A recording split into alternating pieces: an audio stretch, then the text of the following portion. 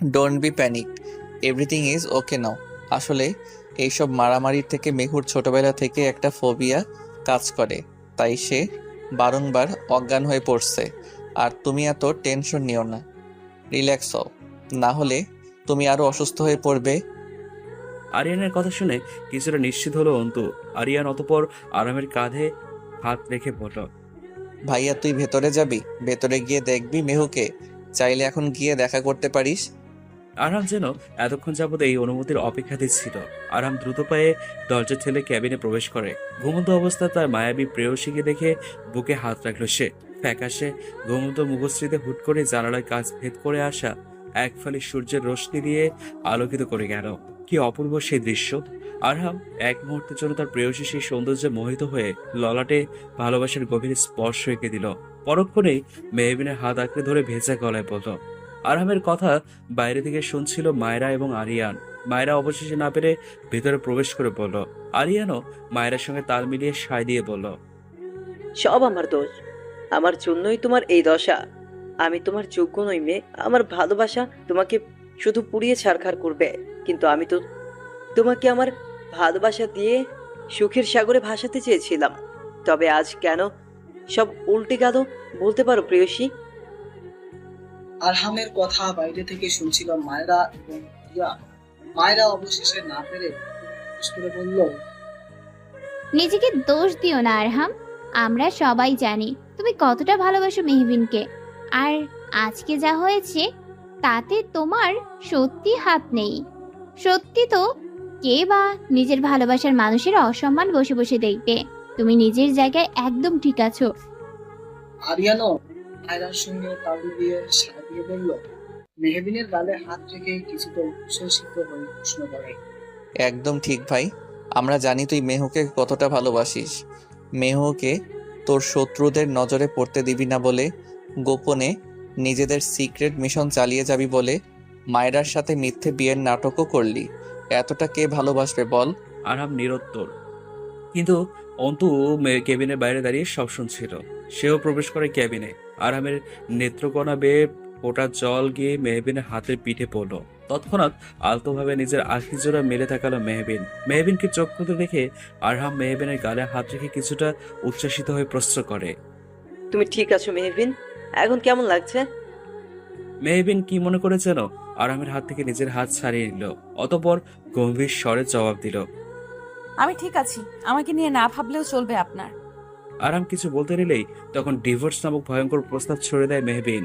আরাম তখন চেয়েও পক্ষান্তরে কোনরূপ উত্তর দিতে পারেনি। মেহবিনের হুট করেই ডিভোর্স নামক কঠিন তিক্ত প্রস্তাবের কোনো সঠিক কারণ খুঁজে পাচ্ছে না আরিয়ান কিংবা মায়রা। আরিয়ান এবং মায়রা কিছু বলতে নিলে হাত দিয়ে থামিয়ে দেয় আরহাম। কিছুটা শান্ত থেকেই সে শুধায়, ঠিক আছে, তবে তুমি আপাতত রেস্ট নাও মেহবিন। আমি বাড়ি যেতে চাই আরহাম সাহেব। মেহবিনের কথায় আরিয়ান তাকে বাড়ি ফিরিয়ে নিয়ে যাওয়ার বাকি সব ফর্মালিটিস পূরণ করে। অতঃপর অন্তুকে বিদায় জানিয়ে মেহবিনকে নিয়ে বাড়ি ফিরে আসে সকলেই। অপরদিকে অন্ধকার রুমে দাঁড়িয়ে আছে দামি কাতান শাড়ি পরিহিত একজন অর্ধবয়স্ক মহিলা। চোখে তার মোটা ফ্রেমের চশমা। সে অচেনা মহিলা। আরাম এবং মেহমের বাবার ছবির মাঝখানে মেহবিনের ছবি রেখে দিয়ে কিছুক্ষণ যাবৎ পর্যবেক্ষণ করলো। কিছুক্ষণ পর একজন ছেলে এসে বলল, আপাতত আমরা শুধু সন্দেহ করেছিলাম, কিন্তু আমাদের গোপন শহরের থেকে সলিড খবর পেয়েছি। আরহাম এবং মায়রার বিয়ে সম্পূর্ণ বানোয়াট। মহিলাটি ক্ষীণ হেসে জবাব দিল, আই নো ভেরি ওয়েল। এত কিছু করেও কি লাভ হলো আরহাম? তোমার দুর্বলতা আমরা জেনে গিয়েছি। আকবর হোসেন অর্থাৎ মেহবিনের বাবা এবং আরহামের থেকে একসাথে প্রতিশোধ নেওয়ার সব থেকে বড় হাতিয়ার হচ্ছে মেহবিন। তাকে আমি যে কোনো মূল্য নিঃশেষ করেই ছাড়বো। আপনজন দূরে গেলে কতটা যন্ত্রণা হয় সেই উপলব্ধি আমি তাদের প্রতিটা ক্ষণে ক্ষণে করাবো। Get ready for that. বলেই মহিলাটি বাঁকা হাসল। মেহবিনকে নিয়ে সকলে তালুকদার বাড়িতে আসতেই সোফায় চিন্তিত অবস্থায় শিরিন বেগমকে দেখতে পাওয়া যায়। তার সাথে অভ্রের মা এবং অভ্র উপস্থিত ছিল। আরামের সাথে মেহবিনকে দেখেই অভ্র তেরে গিয়ে আরামের দিকে প্রশ্ন নিক্ষেপ করে বলল, খুব তো সিক্রেট ক্রাইম অফিসার হয়েছিস, এখন মেহবিনকে সামান্য সিকিউরিটি দিতে পারছিস না? না না, আর এক মুহূর্ত নয়। এবার এই সম্পর্কে আমি আর আমার মেহবিনকে থাকতে দিতে পারিনি। তোর কাছে মেহু একদমই সেফ নয়। মেহু, আমি সব পেপার রেডি করে ফেলেছি। বলেই অভ্র ডিভোর্স পেপার বের করে মেহবিনের সামনে তুলে ধরে। শিরিন বেগম হঠাৎ উত্তেজিত হয়ে বললেন, ডিভোর্স পেপার? হঠাৎ কিসের ডিভোর্স পেপার? মেহু, তুই কি সত্যি পেপারে সাইন দিবি? অভ্রের মা কিছুটা বিরক্তি নিয়ে বললেন, আহা পা, তুমি এত উত্তেজিত হচ্ছ কেন? এইটাই তো কথা ছিল। তাছাড়া আরাম মাইরার সাথে সুখে সংসার করছে, মেহবিনেরও তো নতুন করে সংসার করার অধিকার আছে, তাই না? সকলকে অবাক করে দিয়ে আরহাম শান্ত সুরে বলে, মেহবিন, তুমি চাইলে সাইন করে দিতে পারো। আমাকে কোথায় সাইন করে দিতে হবে বলো, আমি করে দিচ্ছি। আমিও তোমাকে এই সম্পর্কে বন্দি করে রাখতে চাই না। আরামের কথা যেন মুহূর্তে পরিবেশটা থমথমে হয়ে গেল। সকলের চোখে মুখে বিচ্ছন্নতার ছাপ। অভ্র এবং অভ্রের মা বাদে তারা বেশ খুশি। অভ্রের থেকে পেপার নিয়ে সেইগুলোতে কিছু না কিছু ভেবে বুকে পাথর চেপে তাতে সাইন করে মেহবিনের হাতে তুলে দিল আরহাম। মেহবিন হাতে পেপারটা নিয়ে আরহামের উদ্দেশ্যে বলল, এখন থেকে আপনি বরং মুক্ত হয়ে গেলেন আরহাম সাহেব। অনেক সহ্য করেছেন আমাকে, এবার বরং মায়েরা আপুর সাথে সুখী সংসার করতে পারবেন। আরহাম বহু কষ্টে নিজেকে সামলিয়ে ক্ষীণ হেসে বলল, বন্দিনীকে মুক্ত করে দিলেই বোধ হয় তার থেকে সুখী কেউ হয় না। তবে আমার বুক কেন আজ ছারখার মেহবিন? কেন? বিরহের রেশ তোমার মুখশ্রীতে। আজ তোমরা দুজনেই মুক্ত, তাই নয়? আরহামের প্রশ্নের উত্তর দিতে পারল না মেহবিন। সে নিজেকে শক্ত রাখছে যথাসম্ভব। তবুও আরহাম কেন তার মনের অবস্থা বুঝে যাচ্ছে। আরহাম মেহবিনের সামনাসামনি দাঁড়িয়ে ঝুঁকে গিয়ে বলল, নতুন জীবনের জন্য শুভকামনা। তুমি অনেক সুখ ডিজার্ভ করো, যা আমার সাথে থাকলে কখনোই পাবে না প্রিয়সী। তোমার কষ্ট দেখার চেয়ে আমাদের বিচ্ছেদই শ্রেয়। শেষের কথাগুলো বিড়বিড়িয়ে বলল আরহাম। মেহবিন কি আদৌ তা শুনতে পেল? আরহাম দ্রুত উপরের দিকে চলে গেল। সে কিছুতেই তার নেত্রকোণের অশ্রু তার প্রেয়সীকে দেখাতে চায় না। সে চায় তার প্রেয়সী সুখে থাকুক, অন্তত বেঁচে থাকুক। ছেলের বিরহে শিরিন বেগম ধপ করে সোফায় বসে পড়ল। তিনি জানেন তার ছেলে মেহবিনকে ছোটবেলা থেকে কতটা ভালোবাসে। সে ভাবছে আর যা কিছু হচ্ছে সবকিছু তার জন্য। আরামের জন্যই মেহবিনের জীবন বারবার হুমকির মুখে চলে যাচ্ছে। আরহামের মা জানেন নিজে মরে গিয়ে হলেও সবটুকু দিয়ে নিজের ভালোবাসার মানুষকে আগলে রাখবে আরহাম। তাই তো নিজের কথা চিন্তা না করে মেহবিনের জীবনের ঝুঁকির কথা চিন্তা করে নিজের ভালোবাসাকে বিসর্জন দিয়ে দিল। মেহবিন ও অভ্রের সাথে বেরিয়ে গেল। আরিয়ান এবং মায়েরা স্তব্ধ হয়ে গেল। মুহূর্তের মধ্যেই কি হয়ে গেল কিছুই তারা বুঝতে পারল না, এমনকি আটকানোর সুযোগটুকু অবধি পেল না। অপরদিকে গাড়িতে বসে আছে অভ্র এবং মেহবিন। অভ্রের মা অন্য গাড়িতে আছেন। অভ্র ঠিক করেছে নিজে মেহবিনকে তার বাবার বাড়িতে পৌঁছে দিয়ে আসবে। নীরবতা ভেঙে মেহবিন বলল, আমি আজই ডিভোর্স পেপারে সাইন করে তা সাবমিট করে দিব। আপনি যত তাড়াতাড়ি সম্ভব কালকের মধ্যে বিয়ের ব্যবস্থা করুন। আমি আর অপেক্ষা করতে পারছি না। মেহবিনের এমন কথা শুনে অভ্র রাজ্য জয় করে হাসি দিল। যদিও তার কাছে মেহবিনের হুট করে এমন কার্যকলাপ রহস্যময় লাগছে, তবুও তাতে তেমন গুরুত্ব দিল না। অভ্র গাড়ি চালাতে লাগলো। মেহবিন তা দেখে তার ছেলের এক হাসি দিল। মেহবিনের বিয়ের খবর কানে আসতে হাতের গ্লাসটা ছুঁড়ে ফেলে দিল আরহাম। নিজের সামলানো যেন তার কাছে এখন বেশ মুশকিল হয়ে যাচ্ছে। নিজেকে সামলানো, হাতের সামনে যাই পাচ্ছে তাই ছুঁড়ে মারছে সমান তালে। ক্রোধে তার রগগুলো ফর্সা ললাট জুড়ে বিদ্যমান হয়ে গেল। যদিও সে নিজে ইচ্ছেতেই তার মনের বন্দিনীকে মুক্ত করে দিয়েছিল, তবুও কানে তার এত যন্ত্রণা হচ্ছে কেন? অসহ্য লাগছে সবকিছু। আরামের ফোনে কিছুক্ষণ আগে অভ্রের ফোন এসেছিল। আরাম কিছুটা অবাক হয়ে রিসিভ করতে অভ্র কিছুটা কুটিল হেসে শুধায়, কিরে আরহাম, নিজের প্রাক্তন বউ এবং নিজের ভাইয়ের বিয়েতে আসবি না বুঝি? তোর ইনফরমেশনের জন্য জানিয়ে রাখি, কালকে আমার এবং মেহবিনের বিয়ে। আজকে কিন্তু আমাদের গায়ে হলুদ, সেখানে অবশ্যই তোকে আসতে হবে। তাছাড়া প্রাক্তন বউকে হলুদ শাড়িতে দেখার লোভ আশা করি তুই ধরে রাখতে পারবি না। ঠিক টাইম মতো চলে আসিস। টাটা।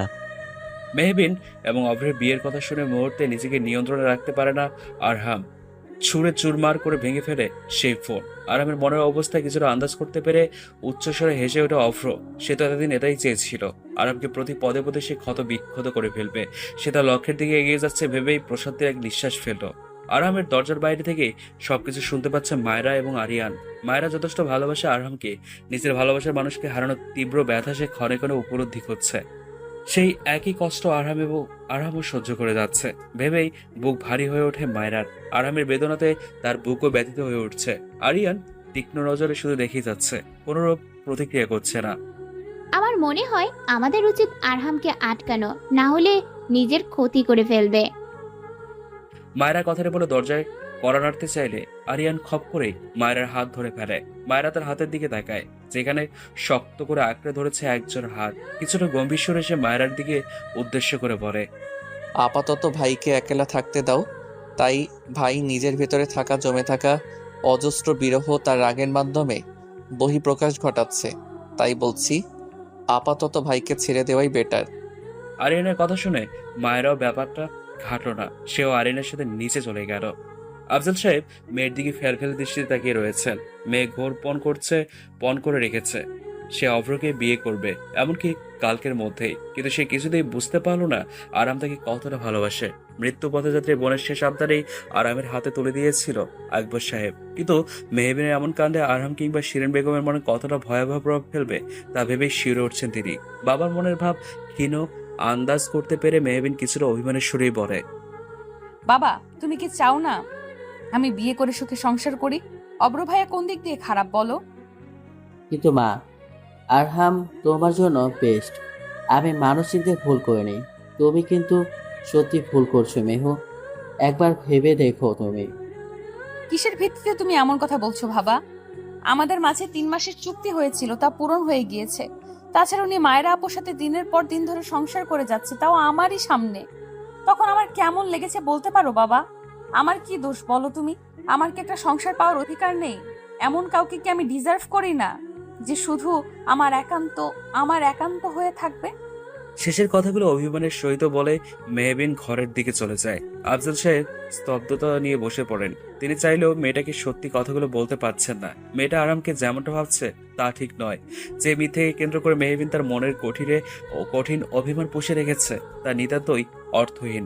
বাস্তব তো অন্য কিছু, যা মেহবিনের ধারণার বাইরে। মা মরা মেয়েটিকে নিজের হাতে করে যত্ন করে বড় করেছেন তিনি। একরোখা জেদি মেয়ে তার। সে যখন ঠিক করেছে সে অভ্রকে বিয়ে করবে, সে তাই করবে। তাকে কেউ আটকে রাখতে পারবে না। তবে কি সত্যি সব শেষ হয়ে গেল?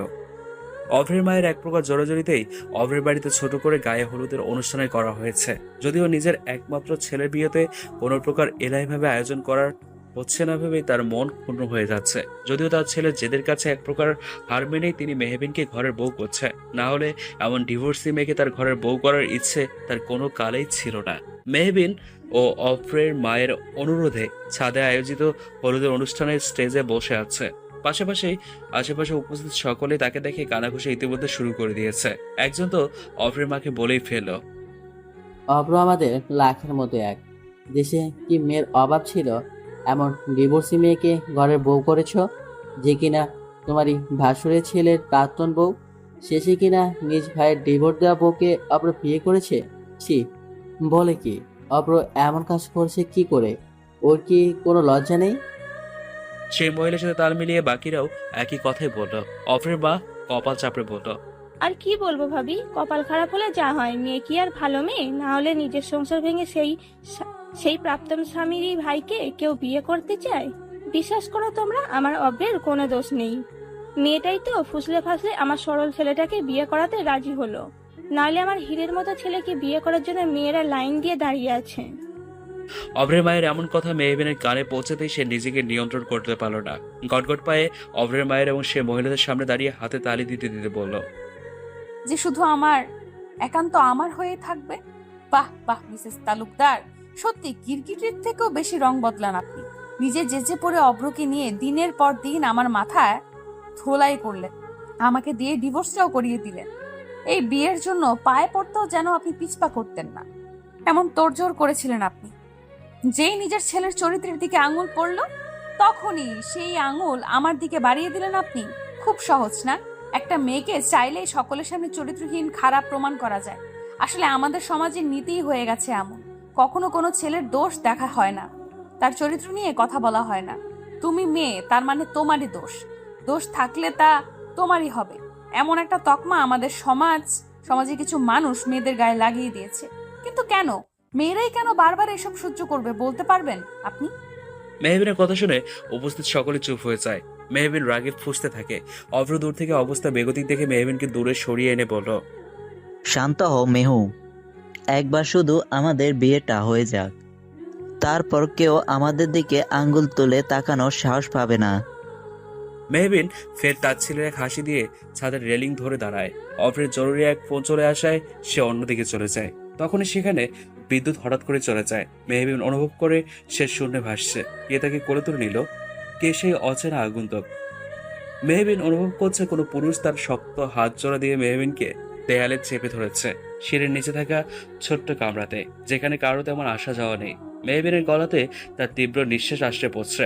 মেহবিন বুঝতে পারছে না তাকে কেন এভাবে এখানে নিয়ে আসা হয়েছে, তাও সকলের অগোচরে। সে আগন্তুক অদ্ভুত এক কাজ করে বসলো। সে তার পকেটে থাকে একখানা কাপড় বের করে মেহবিনের চোখ বেঁধে দিল। মেহবিনের হাত জোড়া তার দখলে ছিল বিধায় মেহবিন কোনোরূপ বাধা দিতে পারেনি। সে শুধু মোচড়ামুচড়ি করে যাচ্ছে সাপের ন্যায়। আরহাম তা দেখে আলতো হাসলো। হ্যাঁ, সে আগন্তুক স্বয়ং আরহাম। আরহাম তার ফোনের ফ্ল্যাশলাইট অন করে তার প্রেয়সীকে এক পলক দেখে নিল। হলুদ এক গর্জিয়াস লেহেঙ্গা পরিধান করে আছে মেহবিন, মুখশ্রীতে হালকা সাজের পরে। কি অপরূপ সেই সৌন্দর্য! আরহাম বারংবার তার প্রেয়সীর মুগ্ধতায় এক প্রকার বিলীন হয়ে যাচ্ছে। শত বাধা থাকা সত্ত্বেও তার অবাধ্য আকিজোড়া তার হলুদ পরীকে দেখার লোভ সামলাতে পারেনি। তার প্রেয়সীর পিঠ ছুঁই কালো কেশ সমান্তলে উড়ে যাচ্ছে। বেসামালাভাবে মেহবিনের গোলাপি অধৈর্যরা সমান্তলে কাঁপাকাঁপি করছে। আরহাম তা দেখে যেন এক প্রকার নিয়ন্ত্রণ হারিয়ে ফেলেছে। সে আলতো করে মেহবিনের অধৈর্যরা হাত দিয়ে ছুঁয়ে দেয়। সঙ্গে সঙ্গে মেহবিন তীব্র নিঃশ্বাস ফেলতে থাকে। আরাম এবং মেহবিনের হৃদয়ের স্পন্দন একই সঙ্গে স্পন্দিত হচ্ছে। আরামের খুব করে বলতে ইচ্ছে করলো, প্রিয়সী, তোমাকে খুব করে ছুঁয়ে দেখতে ইচ্ছে করে। চন্দ্রের ন্যায় সুন্দর তুমি, তাই তো তোমার কাছে যাওয়ার সাধ্য নেই। দেখো, এত কিছু করেও তোমাকে নিজের করে আঁকড়ে ধরে বাঁচতে পারলাম না। আরাম চাইলেও তার মনের গহীনে থাকা তীব্র যন্ত্রণাগুলো প্রকাশ করতে পারল না। নিঃসব থেকেই মেহবিনকে আলতো করে ললাটেতে চুম খেলো। মেহবিন কেঁপে কেঁপে উঠল। আরাম নিজেকে সামলিয়ে নিজের আখিজোড়া মুছে মেহবিনের আখিজোড়ার বাঁধন খুলে দ্রুত বেরিয়ে গেল। আরাম বেরিয়ে যেতেই মেহবিনের তৃপ্তির হাসি দিল। সে আরামকে না দেখে কিংবা তার কণ্ঠ না শুনেও আরামের স্পর্শে আরামকে অনুভব করেছে তীব্রভাবে। তাকে দেখতে স্বয়ং তার আরহাম সাহেব এসেছিল। তৎক্ষণাৎ চারদিকে আলোকিত হয়ে ওঠে। বিদ্যুৎ চলে এসছে। সকলে মেহবিনকে খুঁজতে শুরু করে দেয়। মেহবিনকে দেখতে না পেয়ে অভ্রের মনে ভয় ঢুকে যায়। মেহবিন কোথায় গেল? এসব লোডশেডিং কোনোভাবে আরাম করেনি তো? মনের সেই ভয় থেকেই অভ্র নিচে গিয়ে মেহবিনকে নিজে মনে হাসতে দেখে ভ্রু নাচিয়ে প্রশ্ন করে, মেহবিন, তুমি এখানে এখানে কি করে এলে তুমি? অভ্রকে দেখে হাসি থামিয়ে মেহবিন কিছুটা থতমত খেয়ে উত্তর দেয়, আসলে অভ্র ভাইয়া হুট করে সব অন্ধকার হয়ে গেল, তোমাকেও খুঁজে পাচ্ছিলাম না, তাই ভয় পেয়ে খুঁজতে খুঁজতে নিচে চলে এসেছিলাম। অভ্র সন্দেহ নিয়ে কিছুক্ষণ মেহবিনকে পর্যবেক্ষণ করলো। মেহবিনের উত্তর তার কাছে গ্রহণযোগ্য হলো না। মেহবিন কিছুটা তাড়া নিয়ে উপরের দিকে চলে গেল। অভ্র থুতনিতে হাত রেখে খানিকক্ষণ ভাবলো আরাম কি কোনোভাবে এসেছিল মেহবিনের কাছে? সেই বিষয়টি কি মেহবিন লুকিয়ে যাচ্ছে? অভ্র হাত মুঠো করে উপরের দিকে চলে যায়। মেহবিন সেখানে সকলের সাথে হেসে হেসে কথা বলছে, যেন সে এক বড় চিন্তা থেকে মুক্ত। তার মনের গভীরে থাকা বড় পাথর যেন নিমিষেই সরে গিয়েছে আরামের আগমনে। অভ্রের দুশ্চিন্তার মাঝেই অভ্রের মা এসে ছেলের গায়ে হলুদের বাটি দিয়ে বলল, যা, সবার আগে তুই গিয়ে মেহবিনকে হলুদ লাগিয়ে আয়। কিন্তু তোমরা দিবে না মা? তখনই অভ্রের কিছু মেয়ে কাজিন পাশে থেকে একসঙ্গে বলে ওঠে, যার হবু বল তারই উচিত সবার আগে হলুদ লাগানো, তাই না খালা? অভ্রের মাও তাল মিলিয়ে বললেন, যা গিয়ে তাড়াতাড়ি লাগিয়ে দে, বাকিরাও পরে লাগাবে তখন। অভ্র মায়ের কথা শুনে কিছুটা খুশি হয়ে স্টেজে তার কাজিনদের সঙ্গে যায়। সেখানে তার কাজিনরা বলে ওঠে, কিরে অভ্র ভাই, দেরি করছিস কেন? ভাবিকে হলুদ ছুঁয়ে দে। তাদের কথা শুনে মেহবিন ভ্রু কুঁচকে অভ্রের দিকে তাকায়। মুখশ্রীতে বিরক্তির এক ভাব দৃষ্টিমার হয়ে থাকে। অভ্রের দৃষ্টি অগোচর হয়নি তা। তবুও অভ্র হলুদ মেহবিনের ললাটে ছুঁয়ে দিতে চাইলে মেহবিন সঙ্গে সঙ্গে তার হাত ধরে কিছুটা অনুনয়ের সুরে বলল, আমার হলুদে অ্যালার্জি আছে অভ্র ভাইয়া, আমি না হয় নিয়ম রক্ষার্থে গালে এক চিমটি নিজে নিজেই ছুঁয়ে দিচ্ছি। কথাটা বলেই মেহবিন এক চিমটে হলুদ নিয়ে নিজের গালে ছুঁয়ে দেয়। অভ্র রাগে ক্ষিপ্ত হয়ে যায়। মেহবিন প্রথা খানের নামে এক প্রকার তাকে সকলের সামনে অপমান করে দিল। অভ্রের সাথে অন্য কেউ এমন অবাধ্যতা করলে তাকে এতক্ষণ ঠটিয়ে চর বসিয়ে দিত, কিন্তু মেহবিনের বেলায় সে তা করতে পারল না। এক প্রকার গভীর ক্ষোভ নিয়ে সে স্টেজ থেকে নেমে গিয়ে রেলিং এর সাথে ঘেসে দাঁড়ালো। অতঃপর কপালে আলতো করে স্লাইড করতে করতে রাগান্বিত সরে বলে উঠল, একবার শুধু বিয়েটা হোক, তারপর তুমিও আমার আসল রূপটা দেখবে।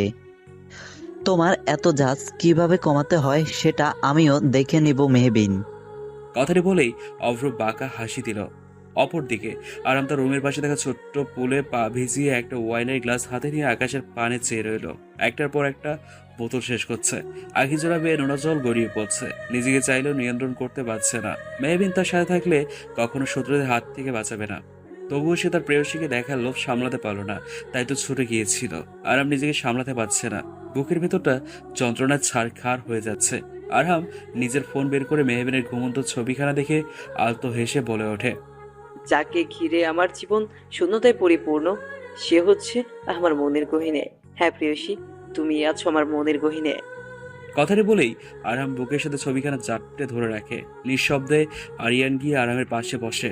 কারো উপস্থিতি টের পেয়ে আরাম চটজলদি নিজের অশ্রু মুছে নিজেকে সামলাতে ব্যস্ত হয়ে পড়ে। কোন রকম ধীর কণ্ঠে শুধায়, এত এত হঠাৎ কোনো দরকার আছে? আরিয়ান চারপাশে চোখ বুলিয়ে দেখলো আশেপাশে ওয়াইনের বোতলে ভরপুর। একটা ওয়াইনের বোতল হাতে নিয়ে কিছুটা কেশে পড়ল। তা গরিবের দেবদাস কালকে বউয়ের বিয়ে হয়ে যাচ্ছে বলে নেশার জগতে ডুবে গেলে নাকি? তা দেবদাসজি, বউয়ের বিয়ে হয়ে গেলে দেবদাসের মতো তার শ্বশুর বাড়ির সামনে গিয়ে স্যাকাকরের মতো মোড়ে টোড়ে যাওয়ার প্ল্যান করছিস নাকি? তখন তোদের নিয়েও মানুষ ফেসবুকে ভিডিও দিবে। এই যুগে দেব পারু, আহা ভালোবাসা এখনো বেঁচে আছে, তখন খুব মজা হবে, তাই না? এসব যাতা বলছিস তুই? যা তো, আমার সত্যি ভালো লাগছে না। আরাম কথাটি বলেই মুখ ঘুরিয়ে ফেলল। আরিয়ান আরামের কাঁধে হাত রেখে বলল, সিংহের মতো তোকে সবসময় দেখেছি, আজ তুই কিনা বিড়াল হয়ে গেলি কিছু সামান্য গুন্ডাদের ভয়ে। ছি ভাই, আমি ভাবতেও পারছি না তুই না ক্রাইম অফিসার। আরাম উঠে দাঁড়িয়ে গম্ভীর স্বরে শুধালো, তুই জানিস, নিজের বিপদ দেখে তোর ভাই কখনো পিছু হটে যায় না। নিজের জীবন বাজি রেখেও বড় বড় মিশন কমপ্লিট করেছে। কিন্তু এবার ব্যাপারটা আলাদা। আমার শত্রুরা আমাকে নয়, আমার ভালোবাসার মানুষের দিকে হাত বাড়িয়েছে। তার কিছু হয়ে গেলে আমি কি নিয়ে থাকবো? অথচ তাকে অন্য পুরুষের সাথে সহ্য করতে পারবি? যাকে ছোটবেলা থেকে ভালোবেসে গিয়েছিস তাকে এক পলকেই অন্য কেউ বিয়ে করে ফেলবে, অন্য কেউ তাকে ছুঁয়ে দেখবে। বাকিটুকু আরিয়ান বলতে পারল না। তার আগে আরহাম আরিয়ানের গালে থাপ্পড় বসিয়ে দিল। রাগে থরথর করে তার শরীর কাঁপছে। আরামের থাপ্পড় খেয়ে টাল সামলাতে না পেরে পড়তে গিয়েও নিজেকে সামনে নেয় আরিয়ান। তবুও তার অধরে ফুটে ওঠে মুচকি হাসি। সে নিজের অধরে হাত ছুঁয়ে পড়ে। এতটুকু কথাই সহ্য করতে পারছিস না ভাই? অথচ কালকে যখন মেহুকে অন্য কেউ বিয়ে করে ফেলবে তখন কিভাবে তা সহ্য করবি? আরহাম অসহায় হয়ে আরিয়ানের দিকে তাকায়। সে কি করবে বুঝতে পারছে না। সে অভ্রের সাথে মেহবিনকে সহ্য করতে পারবে না। অপরদিকে তার সাথে থাকলে মেহবিনের জীবনের সংশয়। আরিয়ান তার ভাইয়ের সামনে দাঁড়িয়ে বলে ওঠে, ভাই আর কিছু ভাবিস না, আমাদের জন্যে না হোক অন্তত মায়ের কথা ভাব। মায়ের শরীরের অবস্থাতে তার উপর কতটা বাজে প্রভাব পড়বে তুই ভাবতে পারছিস? মেহুকে ছাড়া তুই কখনো ভালো থাকবি না। আর তুই নিজের উপর ভরসা রাখ, তুই থাকতে মেহুকে কেউ কিছু করতে পারবে না। আর ভুল করিস না ভাই, মেহুর বিয়ে যে করে হোক আটকাতে হবে। আরিয়ানের কথা শুনে বেশ কিছুক্ষণের জন্য নীরব হয়ে যায় আরহাম। তার মস্তিষ্কে ঘুরছে অন্য এক পরিকল্পনা। অপরদিকে মেহবিনকে অন্তুসহ পার্লারের মেয়ে বধূরূপে সাজাতে ব্যস্ত হয়ে রয়েছে। আজ মেহবিন এবং অভ্রের বিয়ে। কিছুক্ষণের মধ্যেই অভ্রের বরযাত্রী নিয়ে চলে আসবে। পার্লারের মেয়েরা মেহবিনকে সাজিয়ে চলে যায়। লাল টুকটুকে শাড়িতে অসম্ভব সুন্দর লাগছে মেহবিনকে। অন্তু মেহবিনের কানে ফিসফিসিয়ে বলল, কিছুক্ষণের মধ্যেই বরযাত্রী চলে আসবে, বিয়েটা আটকাবি কি করে? তোর কি মনে হয় না এইবার তুই একটু বেশি রিস্ক নিয়ে ফেলেছিস? মেহবিন আলতো হেসে জবাব দেয়, একদমই নয়। আমি জানি উনি আসবে, আর জীবনে একটু একটু রিস্ক না নিলে সেই জীবনের মজাই হারিয়ে যাবে। কিছুক্ষণের মধ্যে অভ্র এবং মেহবিনের বিয়ের কার্যক্রম শুরু হয়ে যাবে। বরযাত্রী ইতিমধ্যে চলে এসেছে মেহবিনদের বাড়িতে। ছোটখাটোভাবেই সবকিছু আয়োজন করেছেন মেহবিনের বাবা। যদিও এসবে মোটেও মত নেই তার, তবুও মেয়ের জেদের কাছে এক প্রকার হার মেনে তিনি সবকিছু করেছেন। তবুও তার মনের কুঠিরে এক ক্ষীণ আশা উকি দিচ্ছে বারংবার। হয়তো শেষ সময়ে কোনো এক মিরাকেল ঘটলেও ঘটতে পারে। মহান আল্লাহ তাআলা দরবারে তিনি 2 হাত তুলে মোনাজাত করেছেন যেন তার মেয়ে তার ভুল বুঝতে পারে। তিনি আশাবাদী শেষ মুহূর্তে এসে হয়তো সব ঠিক হলেও হতে পারে। অভ্রের মা এসে মেহবিনের বাবার সাথে বিভিন্ন খোঁজ গল্পে মেতে উঠেছেন। আরহামের বাবাও সৌজন্যতার খাতিরে সকলের সাথে কথা বলছেন। অভ্র বারবার স্টেজে বসে উপরের দিকে তাকাচ্ছে। মনটা কেমন করে যেন উঠছে। অজানা এক ভয় উকি দিচ্ছে বারংবার। যতক্ষণ পর্যন্ত বিয়ের কার্যক্রম সমাপ্ত না হচ্ছে ততক্ষণ পর্যন্ত সে শান্তি পাবে না। কালকে থেকে মেহবিনের কার্যক্রম তার কাছে সন্দেহে টেকছে। অভ্র তার একজন কাজিন বোনকে ডেকে বলে, তুই গিয়ে এক্ষুনি মাকে গিয়ে বলে আয় মেহবিনকে নিয়ে আসার জন্য তাড়া দিতে। বেশ দেরি হয়ে যাচ্ছে। অভ্রের কাজিন বোন লিনা কিছুটা দুষ্ট এসে বলল, অব্র ভাই দেখি এখন থেকেই বউ পাগল হয়ে গিয়েছে।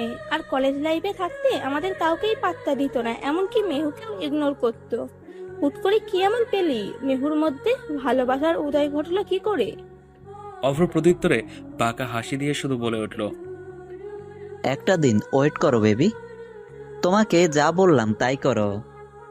এনি কষ্ট মেয়েকে যত তাড়াতাড়ি সেজে নিয়ে আসার ব্যবস্থা করো।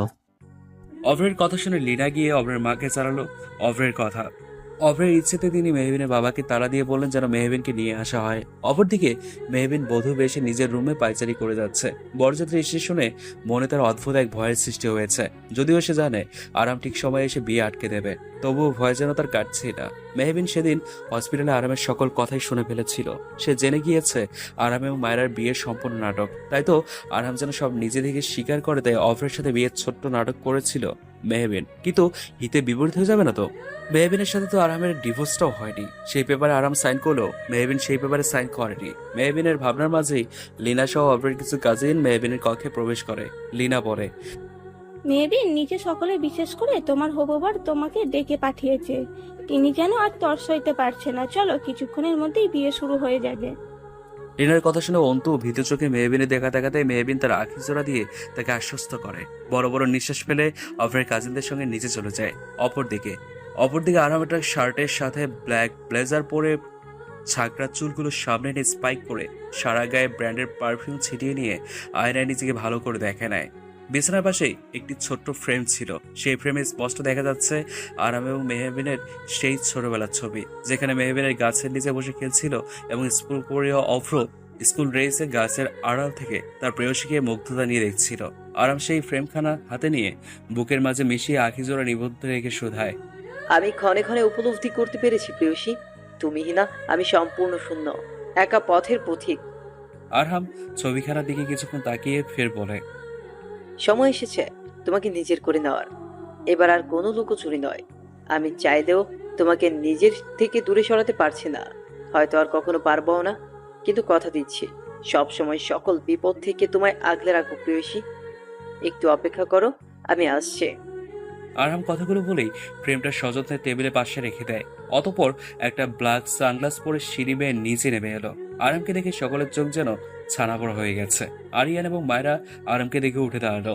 আরহাম আরিয়ান এবং মায়রার সামনে দাঁড়িয়ে বলে উঠল, ভালো লাগছে তো আমায়? আরিয়ান কিছু বলার পূর্বেই মায়রা আরামকে সম্পূর্ণ পর্যবেক্ষণ করে আরমনে বলে উঠল, জাস্ট এ হিরো। মায়রার কথা শুনে আরিয়ান কিছুটা কেসে উঠতেই মায়রা নিজেকে সামনে নিল। আরিয়ান নিজের কলার ঠিক করে আরামের কাঁধে হাত রেখে বলল। আরাম ভ্রুকুসকে আরিয়ানের কথার বিপরীতে গম্ভীর স্বরে বলল, অভ্র নামক ভিলেন থেকে হিরোইনকে বাঁচাতে হলে হিরোর এন্ট্রি তো নিতেই হবে, তাই না? জিও ভাই। কথাটা বলেই আরিয়ান সিটি মারে। আরাম মুসকে হাসি উপহার দেয়। অভ্রের কাজিনদের সঙ্গে মেহবিন নিচে নেমে স্টেজের দিকে আসে। অভ্র মেহবিনকে ওপর থেকে নিচ অব্দি এক পলক দেখে মুসকি হেসে পড়ে, really Mehbin, we are looking so much gorgeous, come here, আমার পাশে এসে বসো। কথাটি বলেই অভ্র হাত বাড়িয়ে দেয়। তখনই কাজী সাহেব বলে ওঠেন, প্লিজ আপনারা সবাই দ্রুত করুন, আমার আরও কিছু কাজ রয়েছে। মেহবিন এক পলক অভ্রের হাতের দিকে তাকায়, আরেকবার সদর দরজার দিকে তাকায়। বুক যেন তার ধরফর করছে। আরহাম এখনো আসেনি। তবে কি আরহাম আসবে না? তার বিশ্বাস কি হেরে যাবে? কিন্তু সে কিছুতেই অভ্রকে বিয়ে করবে না। মেহবিন হুট করে বলে ওঠে, আমার কাউকে জরুরি ফোন করতে হবে, আমি এক্ষুনি আসছি।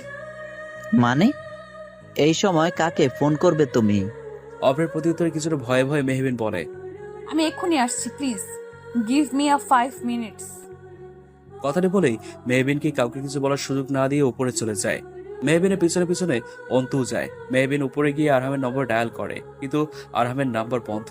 মেহবিন এবার সত্যি ভয় পেয়ে যায়। সে অন্তুর দিকে তাকিয়ে বলে ওঠে, এখন কি হবে অন্তু?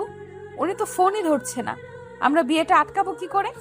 অন্তু কিছুক্ষণ ভেবে অতঃপর বলে ওঠে, আইডিয়া, তোকে পালাতে হবে। হোয়াট? এখন আমি পালাবো? না হলে বিয়েটা আটকাবে কি করে? তোর আরহাম সাহেব যার উপর ভরসা রেখে এত বড় স্টেপ নিলি, সে তো এখনো এলো না। এখন কি করবি? অভ্রকে বিয়ে করে ফেলবি? মেহবিন অন্তুর কথা ভেবে দেখলো এখন পালানো ছাড়া তার হাতে কোনো উপায় নেই। তাই অন্তুকে সঙ্গে নিয়ে মেহবিন তাদের পেছনের দরজা থেকে বাইরে বেরিয়ে গেল। কাজী সাহেব কিছুক্ষণ বসে থেকে ফের বিরক্ত হয়ে পড়ে, আবার কি শুরু করলেন আপনারা? আমার তো দেরি হয়ে যাচ্ছে। বিয়েটা কি আদৌ হবে? অভ্র এবার নিজেকে দমিয়ে রাখতে পারে না, এক প্রকার চেঁচিয়ে পড়ে, বিয়ে তো অবশ্যই হবে এবং আজকেই হবে। আমি নিজে গিয়ে মেহুকে নিয়ে আসছি। Wait, just wait. এত তারা কিসের তোর? আরামের কণ্ঠ কানে আসতেই অভ্র পেছনে ফিরল। মেহবিনের বাবা আরামকে দেখে স্বস্তির নিঃশ্বাস ফেললেন। যাক, শেষ রক্ষা তবে হয়েছে।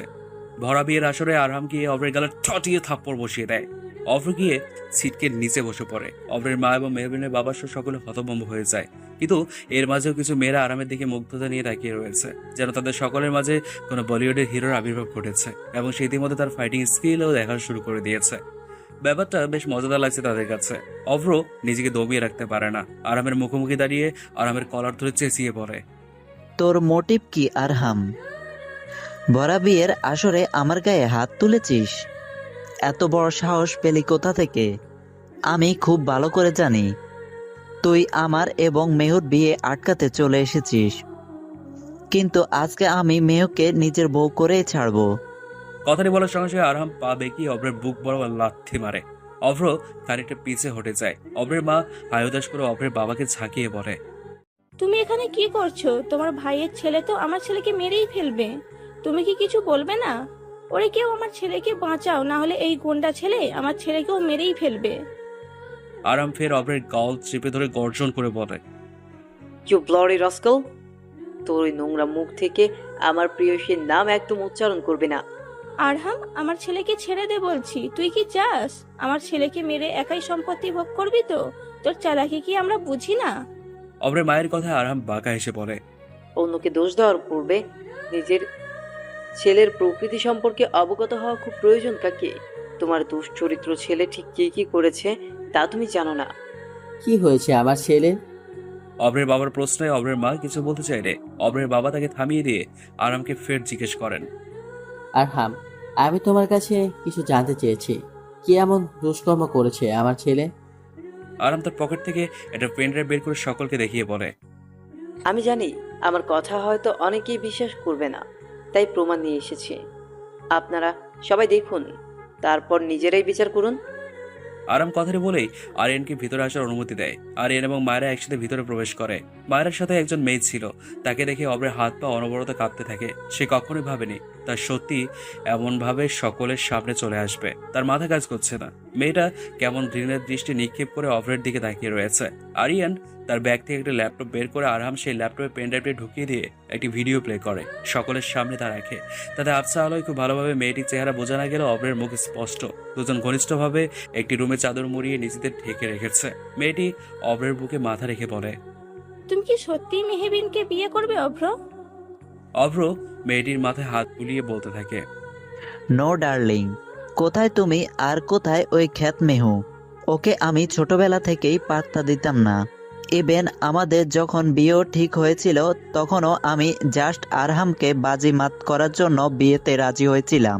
এই মেয়েকে বিয়ে করার কোনো ইন্টারেস্ট আমার নেই। আরহাম ছোটবেলা থেকে আমাকে সবসময় দেখিয়েছে আমি ওর থেকে সবসময় পিছিয়ে। সকলের কাছে আরহাম হিরো অ্যান্ড আমি জিরো, আর বিগ লুজার, আর কিছুই নয়। এটাই সবসময় প্রুভ করেছে আরহাম। এমনকি পুলিশের সিক্রেট অফিসার হিসেবেও আরহাম সিলেক্টেড হয়েছে, সেখানেও এত পরিশ্রম করার পরেও আমি হয়েছি বারবার রিজেক্ট। বিজনেসেও সকলে এক নামে আরহাম হাসান তালুকদারকে চেনে, অথচ আমার কোনো দামই নেই। বাট এইবার আমি হারবো না। আরামের সব থেকে প্রিয় জিনিসকে আমি ওর থেকে কেড়ে নিয়ে আমি ওকে হারিয়ে দেব। অভ্রের কথা শেষ হওয়ার পরই ভিডিওটি আরাম বন্ধ করে দেয়। অভ্রের বাবা নিজের মাথায় হাত দিয়ে ফেলেন। নিজের ভাইয়ের সাথে হিংসে করে এত বড় ধ্বংসলীলা শুরু করে দিয়েছিল তার ছেলে। হ্যাঁ, বাপদের ঘৃণায় গা রিডি করছে তার। অভ্রের মা ছেলের কুকীর্তি সম্পর্কে আগে থেকে অবগত ছিলেন, তাই তিনি খুব একটা অবাক হননি। কিন্তু এইভাবে ছেলে সত্যি সামনে চলে আসবে তা ভাবতেও পারেননি তিনি। আরাম সে মেয়েটাকে ডেকে বলল। সোহানি, তুমি কি কিছু বলবে? সোহানি এগিয়ে এসে অভ্রের দিকে তাকিয়ে পড়ে। অভ্র যখন দেশের বাইরে ছিল তখনই অভ্রের সাথে আমার পরিচয় হয়। আমাদের মধ্যে ঘনিষ্ঠ সম্পর্ক গড়ে ওঠে। অভ্র আমাকে প্রমিসও করে সে আমাকে বিয়ে করবে। সে শুধু আরহামকে বাজিমাত করার জন্য মেহবিনের সাথে বিয়ের নাটক করবে, কিন্তু মেহবিনকে বিয়ে করবে না। কিন্তু কাল সে স্পষ্ট করে আমাকে জানিয়ে দেয় সে মেহবিনকে বিয়ে করবে, কারণ সে কিছুতেই আরহামের কাছে মেহবিনকে ফিরে যেতে দেবেন না। সেই রেকর্ডিংও আমার কাছে আছে, চাইলে শোনাতে পারি। এতটাই দিনের পর দিন সে হিংসে করে এসেছে আরহামকে। আরাম অভ্রের সামনে দাঁড়িয়ে বলে। আমি আমার সমস্ত সোর্স কাজে লাগিয়ে সোহানিকে খুঁজে বের করেছি, অ্যান্ড সব প্রমাণও, যাতে তুই সেই সম্পর্কে অস্বীকার করতে না পারিস। অভ্র মাথা নিচু করে ফেলে। সে চাইলেও কিছু বলতে পারছে না। আরাম তার কাকাকে উদ্দেশ্য করে বলে। শুধুমাত্র আমার ভাই বলে আমি অব্রকে ছেড়ে দিতে পারবো না কাকা। আজকে অব্র আমার প্রিয়সীর দিকে হাত বাড়িয়েছে। সে তার শত্রুতা যদি আমার মধ্যে সীমাবদ্ধ করত তবে আমি হয়তো কিছু বলতাম না, কিন্তু ব্যাপারটা আমার প্রিয়সীর জীবনের। আর একটু দেরি করলে বোধহয় আমার মেহবিনের জীবনটাই শেষ হয়ে যেত। তাই আমি ঠিক করেছি আমি আমার 50% বিজনেসের শেয়ারটা যা অব্রের নামে ছিল তা আমি ফেরত নিয়ে নিলাম। এখন থেকে অব্র আমাদের কোম্পানির এমডি নয়, বরং একজন নর্মাল কর্মচারী হয়ে থাকবে। অভ্রের বাবা সাই মিলিয়ে বললেন। তুমি যা ভালো বুঝো তাই করো আরহাম বাবা। এই কোলাঙ্গার ছেলে হয়ে আমি তোমাকে কিচ্ছু বলতে যাব না। অভ্রের মা তার স্বামীকে ঝাঁকিয়ে বলতে লাগলেন। তুমি কি পাগল হয়ে গেলে? আমার ছেলে তো পথে বসে যাবে। অভ্রের বাবা নিজের স্ত্রীকে নিজে থেকে সরিয়ে বলেন। চুপ, একদম চুপ করবে তুমি। আর যা কিছু হয়েছে তা শুধুমাত্র তোমার জন্য হয়েছে। ছেলেকে সবসময় অন্যায় করতে উৎসাহ জুগিয়েছো তুমি, আর আমি তোমাকে কি দোষ দিব? আমি নিজেও তো একজন ব্যর্থ বাবা। সব সময় অন্যায় দেখেও না দেখার ভান করে এসেছি। আর ছেলেকে সঠিক শিক্ষা দিলে আমার ছেলে আজ অমানুষ না হয়ে আরহামের মতো আদর্শবান একজন মানুষ হতো। অভ্রের মা অভ্রের বাবার কথা শুনে চুপ হয়ে গেলেন। সত্যি আজ ছেলে অধপতনের পেছনে তারই সব থেকে বড় ভূমিকা। অভ্র রাগে দুঃখে ক্ষিপ্ত হয়ে বিয়ে বাড়ি থেকে বেরিয়ে গেল। অভ্রের পিছনে অভ্রের মাও বেরিয়ে গেলেন। সকলের কাছে ক্ষমা চেয়ে অতঃপর অভ্রের বাবাও বিদায় নিয়ে চলে গেলেন। তখনই আরাম জানতে পারে মেহবিনকে কোথাও পাওয়া যাচ্ছে না। আরাম দ্রুত মেহবিনের ঘরে গিয়ে মেহবিনকে তন্ন তন্ন করে খুঁজে চলছে, কিন্তু মেহবিন কোথাও নেই। তখনই আরহাম একটি চিরকুট পায়, তাতে লেখা রয়েছে। আমি ভেবেছিলাম আরহাম সাহেব আপনি হয়তো আসবেন, কিন্তু আপনি এলেন না।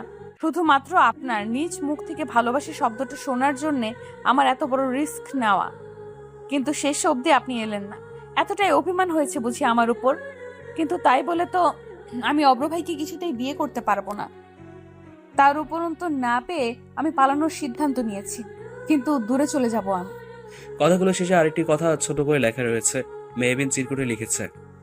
আমরা কি তবে ভুল মানুষকে নিজের মনের গহীনে ঠাঁই দেই আরহাম সাহেব? আরামের আখির জন্য ছলমলে হয়ে ওঠে বারংবার। চিরকুটখানা নিজের বুকের সাথে মিশিয়ে ভেজা গলায় শুধায়।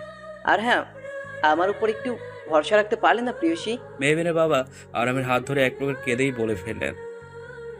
আরহাম বাবা, আমার মেয়ে কোথায় চলে গেল? আমার মেয়ে যে বড় অভিমানী, কোথায় পাবো তাকে এখন? আরহাম মেহবিনের বাবাকে শান্ত করে বলে। মামু, চিন্তা করবে না, আমি আমার প্রিয়সীর গায়ে আজটুকুও লাগতে দিব না। আরিয়ান চারিপাশে একবার পরখ করে নিয়ে বলল। ভাই, আমাদের এখন 1 সেকেন্ডও টাইম ওয়েস্ট করা উচিত না। মেহুকে যত আর্লি পসিবল আমাদের খুঁজে বের করতে হবে। আরাম সায় জানিয়ে মায়েরার উদ্দেশ্যে বলে। সব সোর্স কাজে লাগিয়ে দাও মায়েরা। লাস্ট 1 ঘন্টার মধ্যে আমি মেহুকে নিজের সামনে দেখতে চাই। মায়েরা মাথা নাড়িয়ে কাউকে ফোন করে আরিয়ান ও আরাম বেরিয়ে যায় মেহবিনকে খুঁজতে। অপরদিকে মেহবিন অন্তুর সাথে দৌড়ে পালিয়ে বাড়ি থেকে অনেকটুকু পথ চলে এসছে। দূর দূরান্তে কোনো প্রকার গাড়ির কোনো ছায়াটুকু অবধি দেখা যাচ্ছে না। মেহবিন অন্তুকে বলে। এই তুই আমাকে কোথায় নিয়ে এলি অন্তু? একদম জনশূন্য জায়গা, কোনো গাড়িও দেখতে পারছি না। গাড়ি ছাড়া আমরা হেঁটে হেঁটে কিভাবে যাব? তখনই একটা মাইক্রো গাড়ি মেহবিনদের সামনে চলে আসে। এই তো গাড়ি চলে এসেছে। মেহবিন চল আমরা উঠে পড়ি। অন্তুর কথা শুনে মেহবিন কিছুটা সন্দেহ নিয়ে বলে উঠল। কিন্তু এইখানে গাড়ি কি করে এলো? আর আমরাই বা এই গাড়িতে উঠবো কেন? অন্তু একটু ঘাবড়ে গিয়ে মেহবিনের কাঁধে হাত রেখে বলল, আরে এতক্ষণ তো তুই গাড়ি নেই বলে চেঁচাচ্ছিলি, আর এখন এত প্রশ্ন করছিস কেন? আমি রাস্তায় যেতে যেতে মাইক্রো ভাড়া করে নিজের বেস্ট ফেলেছি। ফ্রেন্ডের কথা শুনে কল দে। মেহবিন মাইক্রো গাড়িতে উঠে পড়ে। তখনই মেহবিনের ছবিটা হাতে নিয়ে শহরের বিভিন্ন জায়গায় পাগলের মতো খুঁজে চলেছে। আর নিজের সমস্ত সোর্সকে কাজে লাগিয়ে দিয়েছে সে, কিন্তু ফলাফল শূন্য। অন্যদিকে মেহবিন অন্তুর কথা শুনে গাড়িতে উঠতেই মেহবিন দেখতে পায় কিছু কালো কুচকুচে হ্যাংলা পাতলা লোক গাড়িতে বসে আছে। তাদের সকলের মুখেই কুৎসিত হাসির রেশ। তাদের মধ্যে একজন বলে উঠল, অবশেষে আমরা আমাদের শিকার পেয়ে গেলাম। ধন্যবাদ তোমাকে অন্তু, আমাদের সাহায্য করার জন্য। সময় মতো তুমি তোমার পেমেন্ট পেয়ে যাবে। কথাটা শুনে মেহবিনের হাত পা কাঁপাকাঁপি শুরু হয়ে গেল। তার মানে অন্তু আরামের সেই শত্রুদের সাথে মিলেছিল। গরিব ঘরের মেয়ে অন্তু, কিন্তু টাকার বিনিময়ে নিজের বন্ধুদেরকে কাজে লাগিয়ে মেহবিনের সাথে এত বড় প্রতারণা করলো। যারা মেহবিনকে খুন করার জন্য এতদিন ধরে প্রতীক্ষার প্রহর গুনছিল, তাদেরকেই এতদিন ধরে অন্তু সাহায্য করে আসছিল। মেহবিন ছলছল নয়নে অন্তুর দিকে তাকাতে সে দেখতে পেল অন্তু মাথা নিচু করে রেখেছে। মেহবিন এতটা থমকে গিয়েছিল যে তার মুখ থেকে টু শব্দ বের হচ্ছিল না। চিৎকার করার শব্দটুকু করার শক্তিও যেন পাচ্ছিল না সে। নিজের সপ্তাহে গাছের বন্ধু থেকে এমন বেইমানি সহ্য করা কারো পক্ষেই সম্ভব নয়। মেহবিন শুধু মেয়ে যাওয়া গলায় পড়ল, অন্তু, তার মানে আমাকে বাড়ি থেকে পালিয়ে এখানে নিয়ে আসার পরিকল্পনা তোর ছিল? তুই আমার সাথে এইভাবে বেইমানি করতে পারলি সামান্য কটি টাকার জন্য? তোকে তো আমি বোন মনে করতাম রে, কেন আমায় ঠকালি? কথাগুলো বলেই শব্দ করে কেঁদে ফেলল মেহবিন। সে পুনরায় বলল, প্রতারক, কম ভালোবেসেছি তোকে, তোর কোনোদিন ভালো হবে না। ঠকিয়েছিস না, একদিন ঠকবি, খুব ভালো করে ঠকবি। মনে রাখবি, অন্যায় করে কেউ পার পায় না। আল্লাহ ছাড় দেন, কিন্তু ছেড়ে দেন না। গাড়িতে থাকা গুন্ডাগুলো বিরক্ত হয়ে একে অপরের দিকে তাকিয়ে মেহবিনের কান্না শুনে তার মুখে স্প্রে দিয়ে দিল। সাথে সাথে অজ্ঞান হয়ে ঢলে পড়ল মেহবিন। একজন লোক ফোনে কল করে সেই মহিলাকে জানালো, ম্যাডাম, কাজ হয়ে গেছে, পাখি এখন আমাদের কবজায়। আমরা এখনই ডেরে নিয়ে আসছি। লোকটি ফোন রাখতেই গাড়ি চলতে শুরু করলো। মেহবিনকে নিয়ে তারা চলে গেল। অন্তু মাটিতে ধপ করে বসে পড়লো হাতে মুখ দিয়ে। সে হয়তো অনেক বড় ভুল করে ফেলেছে টাকার লোভে। মায়েরা অফিসে বসে একটা ম্যাপ হাতে নিয়ে সমস্ত জায়গাগুলো ভালো করে দেখে নিচ্ছে, কোথায় কোথায় মেহবিনে যাওয়ার সম্ভাবনা রয়েছে। আরাম তখনই আরিয়ানকে সাথে নিয়ে কেবিনের চেয়ারে গিয়ে বসে পড়ে। প্রচন্ড মাথা ব্যথা করছে তার থেকে বেশি বুকে যন্ত্রণা করছে। মায়েরা আরামের হাতে একটা ফাইল ধরিয়ে বলল, কিছু জায়গার ডিটেলস পাওয়া গিয়েছে আরহাম, তুমি চিন্তা করো না আরহাম, আমরা মেহবিনকে খুঁজে পেয়ে যাব। ড্যামেট, আমি কেন একটু আগে আসলাম না? তাহলেই তো মেহবিন বেরিয়ে যেত না। এমনি শত্রুরা মেহবিনের ক্ষতি করার জন্য উত পেতে আছে। আরামের কথা শুনে মায়েরাও কিছুটা চিন্তার সুরে বলে, তার মধ্যে আমার ওই বেস্ট ফ্রেন্ড কি যেন নাম, অন্তু, ওকেও তো খুঁজে পাওয়া যাচ্ছে না। মেয়েটাকে আমার একদমই সুবিধার মনে হচ্ছে না। মায়ের কথা শুনে আরাম ভ্রু কুঁচকে ফেলে। হুট করেই কাকে যেন ফোন করে কিছু বলে। আরিয়ান এক প্রকার তেরে গিয়ে বলল, কার নামে কি বলছো তুমি? তোমার মাথা কি ঠিক আছে? মেহুকে অন্তত নিজের থেকেও ভালোবাসে। তুমি আদৌ ভেবে বলছো অন্তুর মতো ইনোসেন্ট একজন মেয়েকে এসবের মাঝে ফাঁসাচ্ছ তুমি?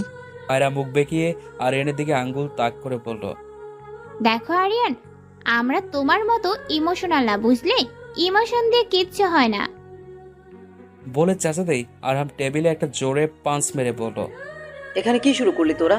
আমাকে বুঝিয়ে বল। এখন আমাদের সব থেকে বড় কাজ হচ্ছে মেহবিনকে খুঁজে বের করা। তা না করে তোরা ঝগড়া করে যাচ্ছিস। এক একটা সেকেন্ড আমাদের জন্য অনেক ইম্পর্টেন্ট। যত সময় গড়িয়ে যাচ্ছে ততই মেহুর লাইফে রিস্ক বেড়ে যাচ্ছে। মায়েরা এবং আরিয়ান দুজনে মাথা নাড়ায়, কিন্তু অন্তুকে নিয়ে মায়েরার মুখে এমন আজে বাজে কথা শুনে আরিয়ানের মাথায় কাজ করা এক প্রকার বন্ধ হয়ে গিয়েছিল।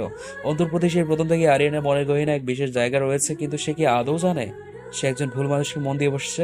আরিয়ানের ভাবনার মাঝে আরামের ফোনে পুনরায় কল আসে। আরাম কল রিসিভ করতে আরামের অধরের কোনো আলতো বাঁকা করে হাসি ফুটে ওঠে। আরামকে হাসতে দেখে মায়েরা এবং আরিয়ান দুজনে অবাক হয়ে গেল। লেটস মুভ, আমাদের একটা সেকেন্ড ওয়েস্ট করা যাবে না। আরাম কথাটি বলে বেরিয়ে গেল। অপরদিকে মেহবিনকে একটা বদ্ধ জায়গায় বন্দি করে রাখা হয়েছে। চারপাশে ঘুটঘুটে অন্ধকার। মেহবিন পিটপিট করে তাকিয়ে অন্ধকারের মাঝে এক মহিলার অবয়ব দেখতে পেল। মহিলা ছেলেগুলোকে বলেছে,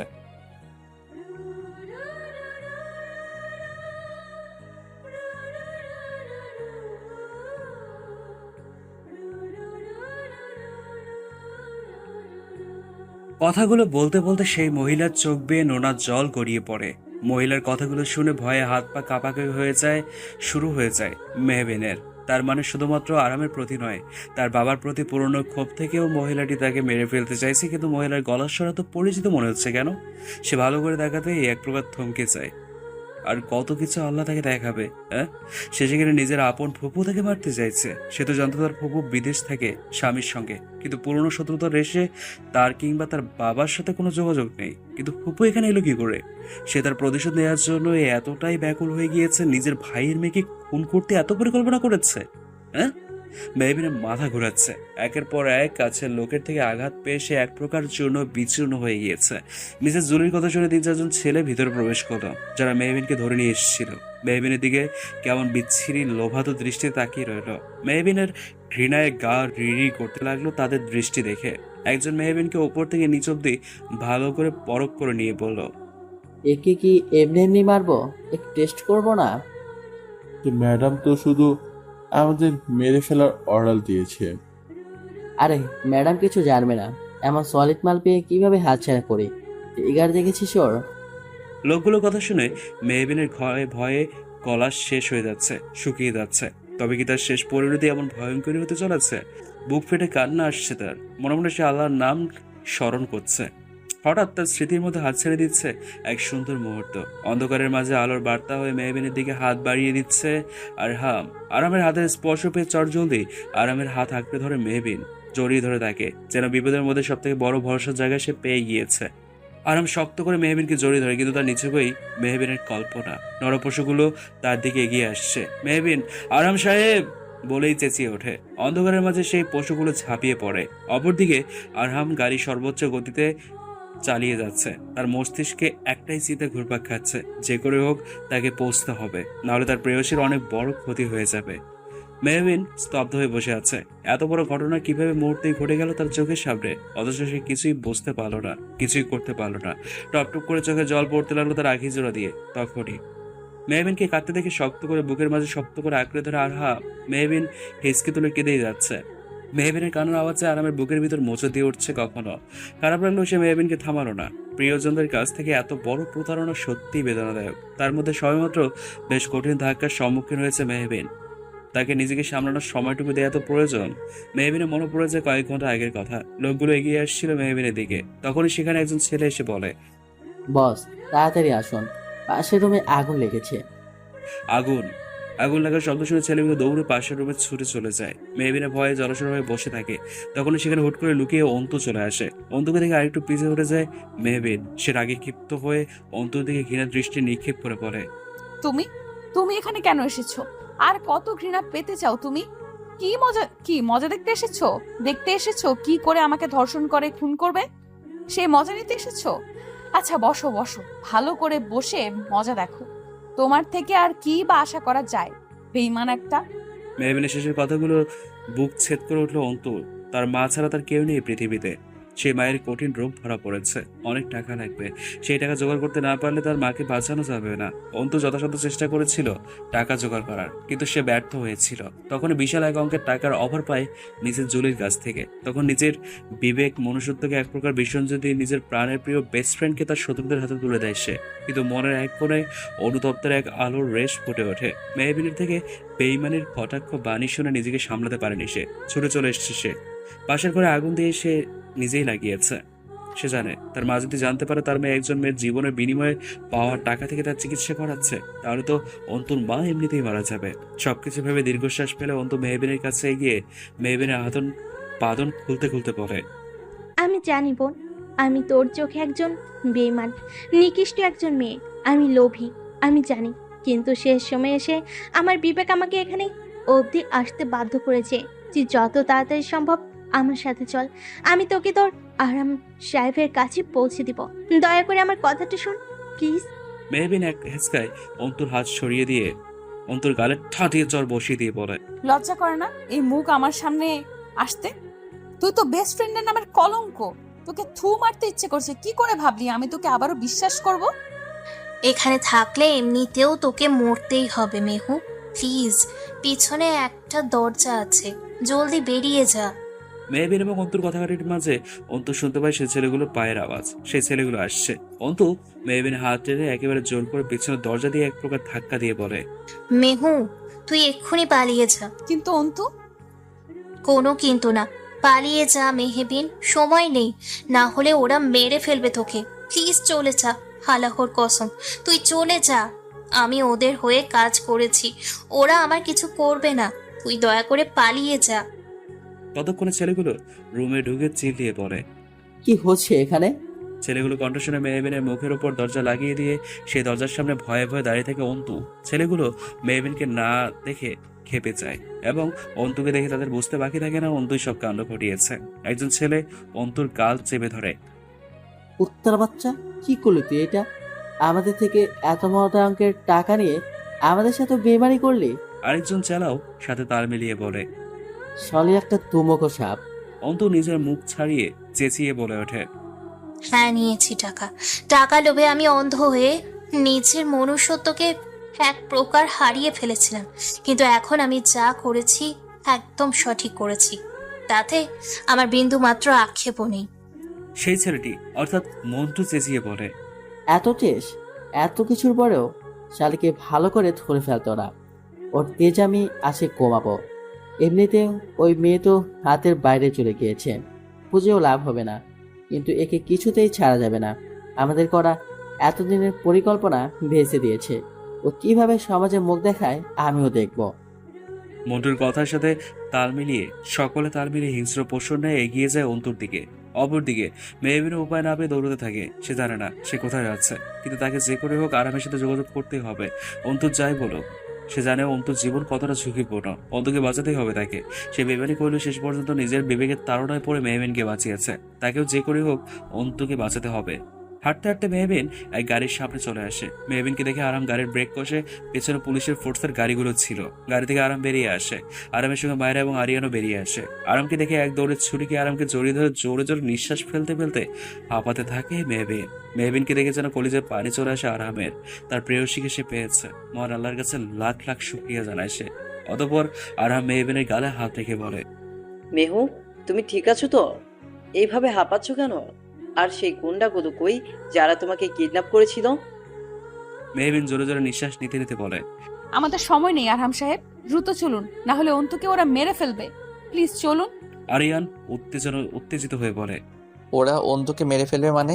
কারা মেরে ফেলবে? কোথায় অন্তু? মায়েরা আরিয়ানকে শান্ত করে মেহবিনকে জানায় সে যেন তাদের সেখানে নিয়ে যায়। মেহবিন আরামসহ সকল পুলিশ ফোর্সকে নিয়ে সে ডেরায় পৌঁছে যায়। পুলিশ এসে শোনায় মন্টু তার চেলাপেলা এবং মিসেস জুলি পালিয়ে যেতে চায়, কিন্তু তারা ব্যর্থ। পুলিশ এসেই তাদের অ্যারেস্ট করে ফেলে। মিসেস জুলি একবার আরাম এবং মেহবিনের দিকে তাকায়। মেহবিন ঘৃণায় মুখ সরিয়ে ফেলে। তাদের পুলিশের গাড়িতে ওঠানোর সাথে সাথেই আরিয়ান, আরহাম, মেহবিন এবং মায়েরা সেই রুমে ছুটে যায় যেখানে অন্তুকে রাখা হয়েছিল। মেহবিন রুমে গিয়ে মুখ চেপে চিৎকার করে ওঠে। আশেপাশে ছেঁড়া জামা কাপড় ছড়িয়ে ছিটিয়ে আছে। পাশে রয়েছে রক্তাক্ত নিস্তেজ অন্তুর দেহখানা। মানুষ রূপে সেই পশুগুলো ছিঁড়ে ছিঁড়ে খেয়েছে অন্তুকে। অন্তু পিটপিট করে মেহবিনের দিকে তাকিয়ে আছে। আরিয়ান এক মুহূর্তের জন্য থমকে যায় নিজের প্রিয় মানুষের এমন করুণ দশা দেখে। মেহবিন কাঁদতে কাঁদতে নিজের ওড়না নিয়ে এগিয়ে যায় অন্তুর দিকে। আরিয়ানও নিজেকে সামনে নিজের গায়ের ব্লেজারটুকু ভালো করে অন্তুর গায়ে জড়িয়ে রাখে। তার আঁখি জোড়াও অশ্রুসিক্ত হয়ে উঠেছে।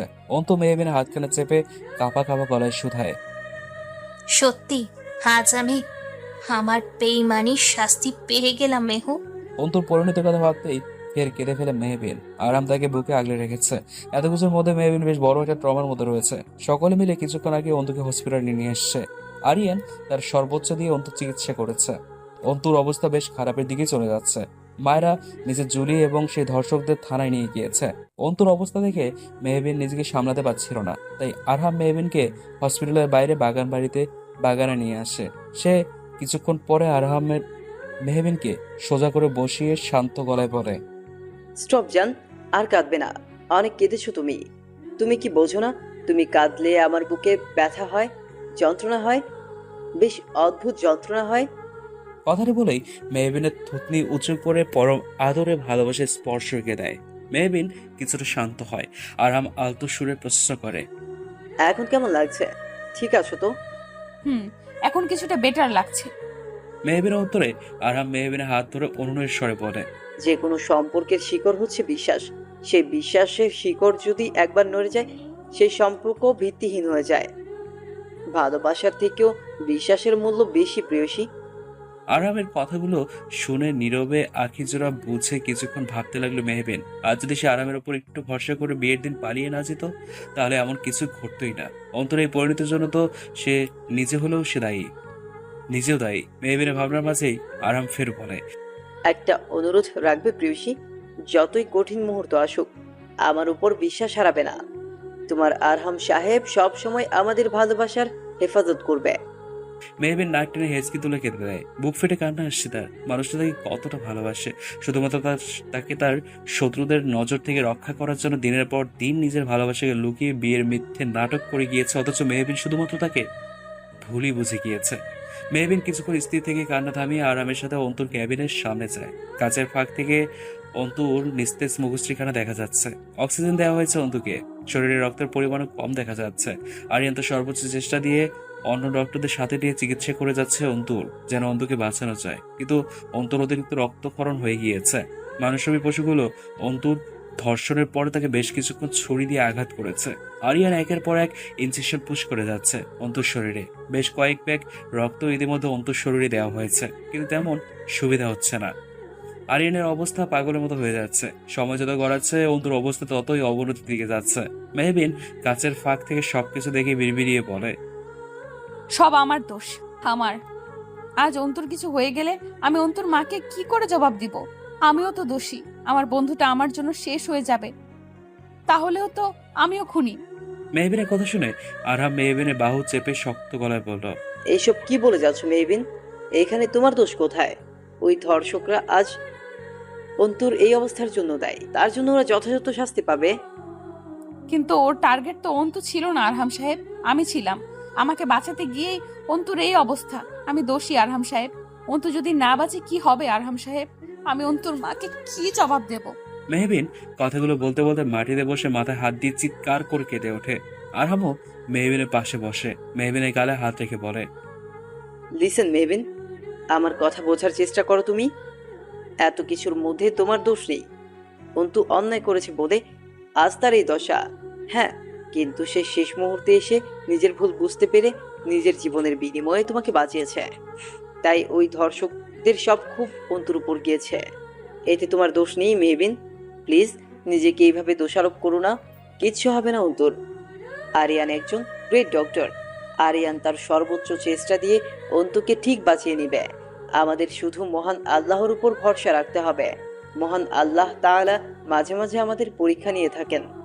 আনাস রাদিয়াল্লাহু আনহু নবী সাল্লাল্লাহু আলাইহি সাল্লাম থেকে বর্ণিত, তিনি বলেন, বিপদ যত বড় হবে প্রতিদানও তত মহান হবে। আল্লাহ তাআলা যখন কোনো জাতিকে ভালোবাসেন তখন তাদেরকে বিপদে ফেলে পরীক্ষা করেন। যে লোক তাতে বিপদে সন্তুষ্ট থাকে তার জন্য রয়েছে আল্লাহ তাআলার সন্তুষ্ট। আরামের কথা শুনে নিজের ভুল ভাবনা থেকে বেরিয়ে এলো মেহবিন। এখন তাকে আল্লাহর উপর ভরসা রাখতে হবে। মেহবিন দেয়ালে পিঠ ঠেকিয়ে বলল, আরহাম সাহেব, আমার খুব কষ্ট হচ্ছে, একটু শান্তি লাগবে। আপনি কি আমায় সেই শান্তির সন্ধান দিতে পারবেন? প্রেয়সীর আবদার ফেলতে পারলো না আরহাম। অকপটে বুঝে ফেললো মেহবিন এই মুহূর্তে ঠিক কি চাইছে। আরহাম সামান্য এসে মেহবিনকে বুকে নিয়ে আলতো করে মেহবিনের মাথায় হাত বুলিয়ে দিতে থাকে। মেহবিন যেন অনেকদিন পরে শান্তির ঠিকানা খুঁজে পেল। কম ঝড় তো বয়ে যাচ্ছে না তাদের উপর দিয়ে। আজ আরামের ভালোবাসার ছোঁয়া একটু একটু করে তাদের জীবনের ঝড় যেন থেমে যাচ্ছে।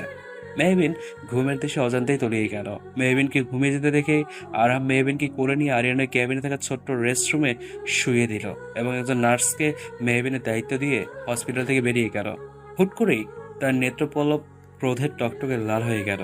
আর যাদের জন্য মেহবিন এত কষ্ট পাচ্ছে, একটি মেয়ের জীবন আর যাদের জন্য ঝুঁকিতে, তাদের সে কিছুতেই ছাড়বে না। মায়েরা অফিসের বসে মিসেস জুলির একের পর এক ফাইল চেক করছে। তাকে রিমান্ডে নেওয়া হয়েছে এবং সেই ছেলেগুলোকে মায়ের পাশের রুমে রাখা হয়েছে, যেখান থেকে শোনা যাচ্ছে সেই ছেলেগুলোর ভয়ঙ্কর আর্তনাদ। সেই আর্তনাদ শুনে মায়ের অধরের কোণে বাঁকা হাসি ফুটে ওঠে। অফিসার আরহাম হাসান তালুকদারের হাতে পড়েছে তারা। আরহাম তার কাঠের লাঠি দিয়ে সব কয়টা ধর্ষকদের ইচ্ছে মতো বেড়ে যাচ্ছে। যতবারই তার চোখের সামনে মেহবিনের অসহায় মুখশ্রী এবং অন্তুর সেই রক্তমাখা নিস্তেজ দেহখানা ভেসে উঠছে, ততবারই তার মস্তিষ্কে রক্ত চেপে উঠেছে। অন্যান্য পুলিশেরাও আরামের ভয়ঙ্কর রূপ দেখে কেঁপে উঠছে। আরাম সেই মন্টুর বুক বরাবর লাথি মেরে গর্জন করে বলে ওঠে, জানোয়ার, তোদের সাহস হলো কি করে আমার বউকে স্পর্শ করার? তোরা আমার ফুলের মতো পবিত্র বউকে কলুষিত করতে চেয়েছিলি। কাপুরুষরা, আমাকে কিছু করতে পারলি না বলে অন্তর মতো মেয়েটাকে। আর আমার কিছু বলতে পারো না। পা থেকে মাথা অবধি নিজের ক্ষোভ ছাড়তে লাগলো। দর্শকগুলো মার খেয়ে একেবারে রক্তাক্ত হয়ে নিস্তেজ হয়ে রয়েছে। আরাম আরেকজনের চুলের মুঠি ধরে চিৎকার করে পড়ে। আজ তোদের এমন অবস্থা করব যেন তোদের অবস্থা দেখে কোনো অমানুষ যেন কোনো মেয়েকে ধর্ষণ করে তো দূর, কোনো মেয়ের দিকে বাজে দৃষ্টিতে তাকানোর সাহস না পায়।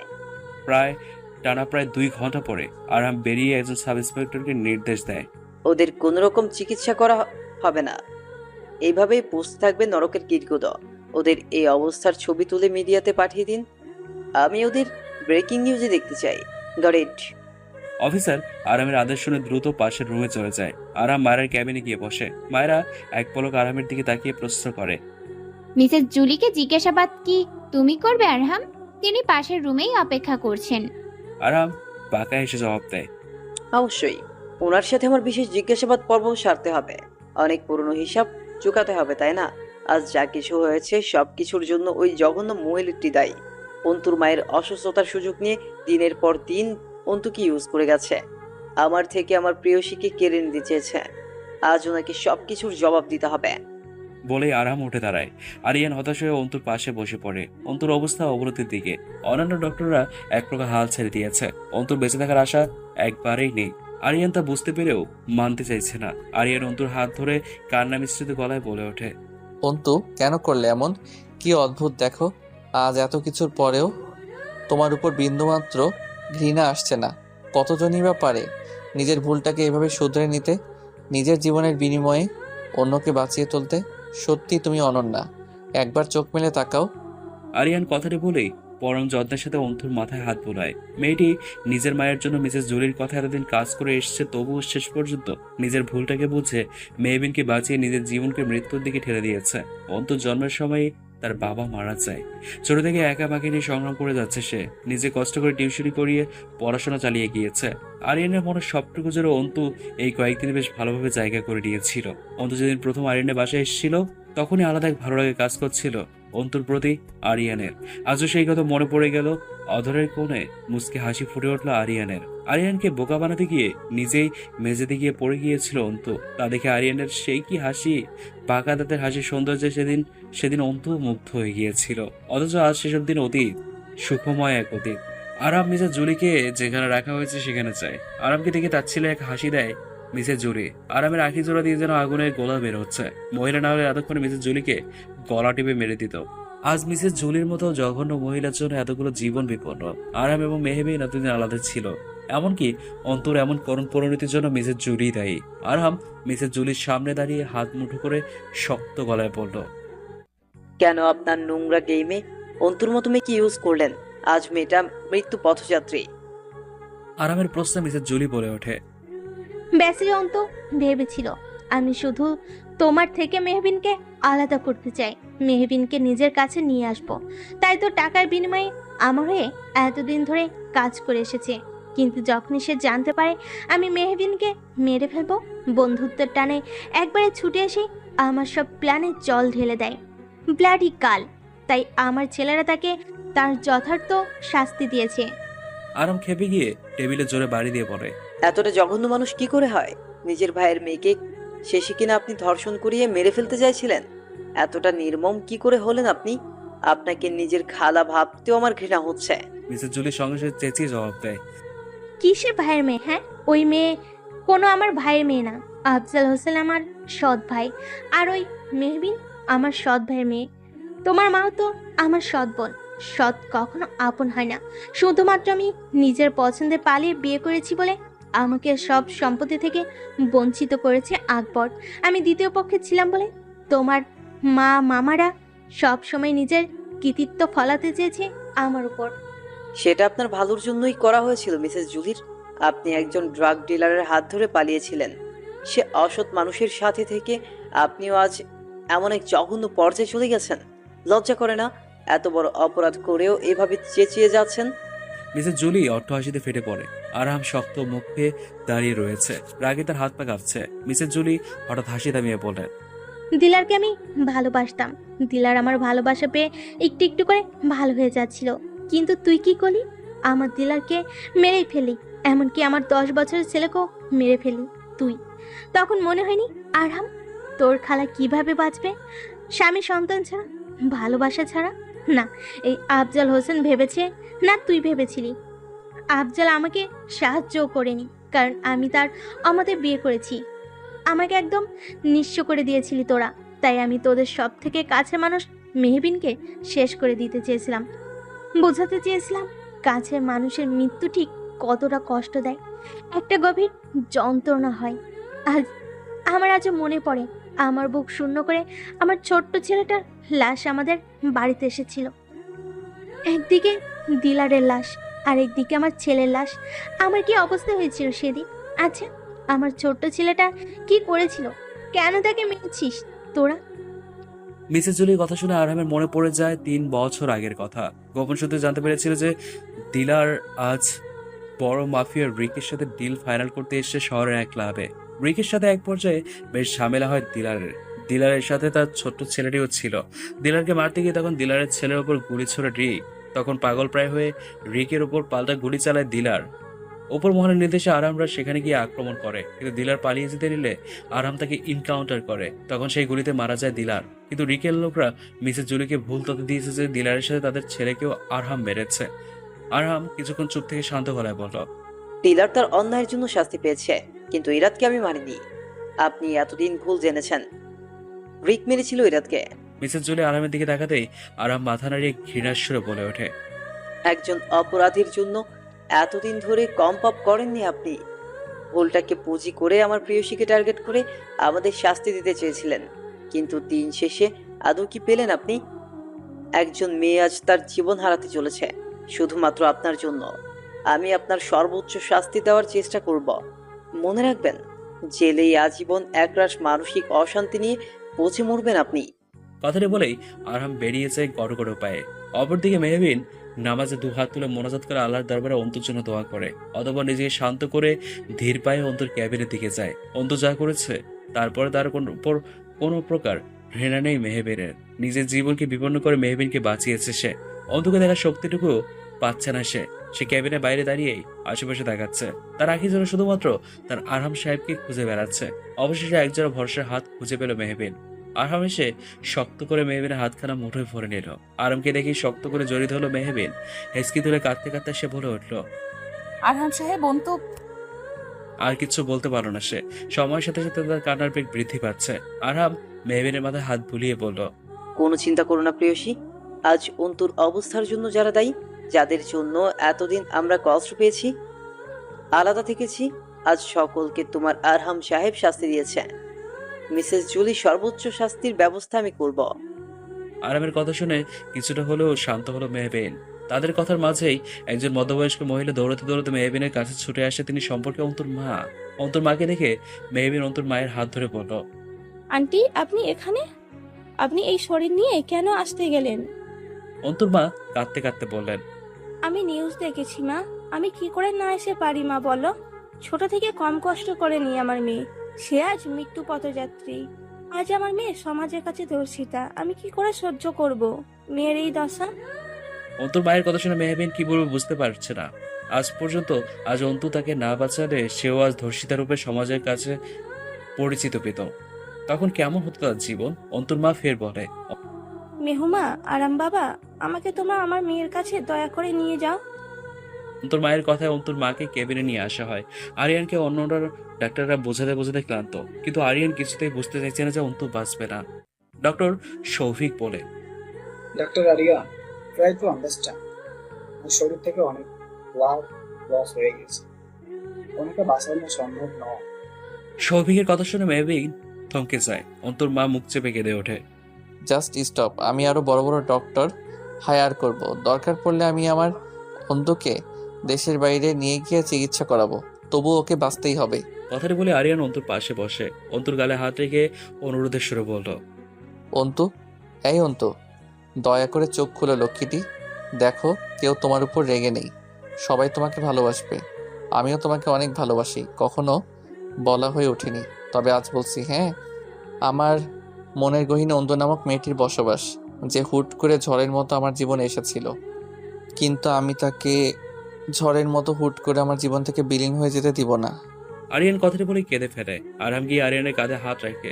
বড্ড বেশি ভালোবেসে ফেলেছে তার ভাই অন্তুকে। সে নিজেও উপলব্ধি করেছে ভালোবাসা মানুষকে হারানোর যন্ত্রণা কতটা তীব্র। তখনই অন্তু হুট করে মৃদু মৃদু করে আঁকিজোড়া মেরে তাকায়। মেহবিন তাদেরকে খুশি হয়ে পড়ে। সবাই দেখো, অন্তর জ্ঞান ফিরেছে। আরিয়ানও তাদেরকে খুশি হয়ে অন্তুর হাত ধরে বলে ওঠে, আমি জানতাম তোমার কিচ্ছু হবে না। আল্লাহ ঠিক আমার প্রার্থনা শুনবে।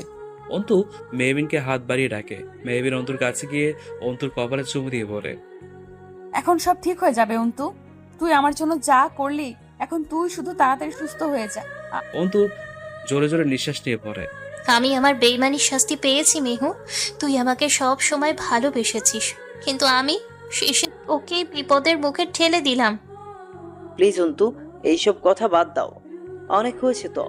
আরামের কথা অন্তু বলে ওঠে, না আরহাম ভাইয়া, আমাকে বলতে দিন। আমি অনেক বড় অন্যায় করেছি। আপনারা বড় মনের মানুষ, তাই আমাকে ক্ষমা করে দিয়েছেন। আমার হয়ে শুধু একটা উপকার করবেন আপনারা। আমার অসুস্থ মাকে দেখে রাখিয়েন। আমি ছাড়া আমার মায়ের কেউ নেই। এসব কথা বলার মানে কি? কিচ্ছু হবে না তোমার। আমি একজন ডক্টর হয়ে বলছি তোমায়। আরিয়ানের কথায় অন্তু আলতো হেসে জবাব দেয়। সময় আজ বড্ড কম আরিয়ান ভাইয়া। অন্তুর কথা শুনে সকলে অবাক হয়ে ওঠে। সময় কম মানে? কিচ্ছু হবে না তোমার। আমি তোমায় আগলে রাখবো আমার মনের গহীনে, রেখে দিব আজীবন।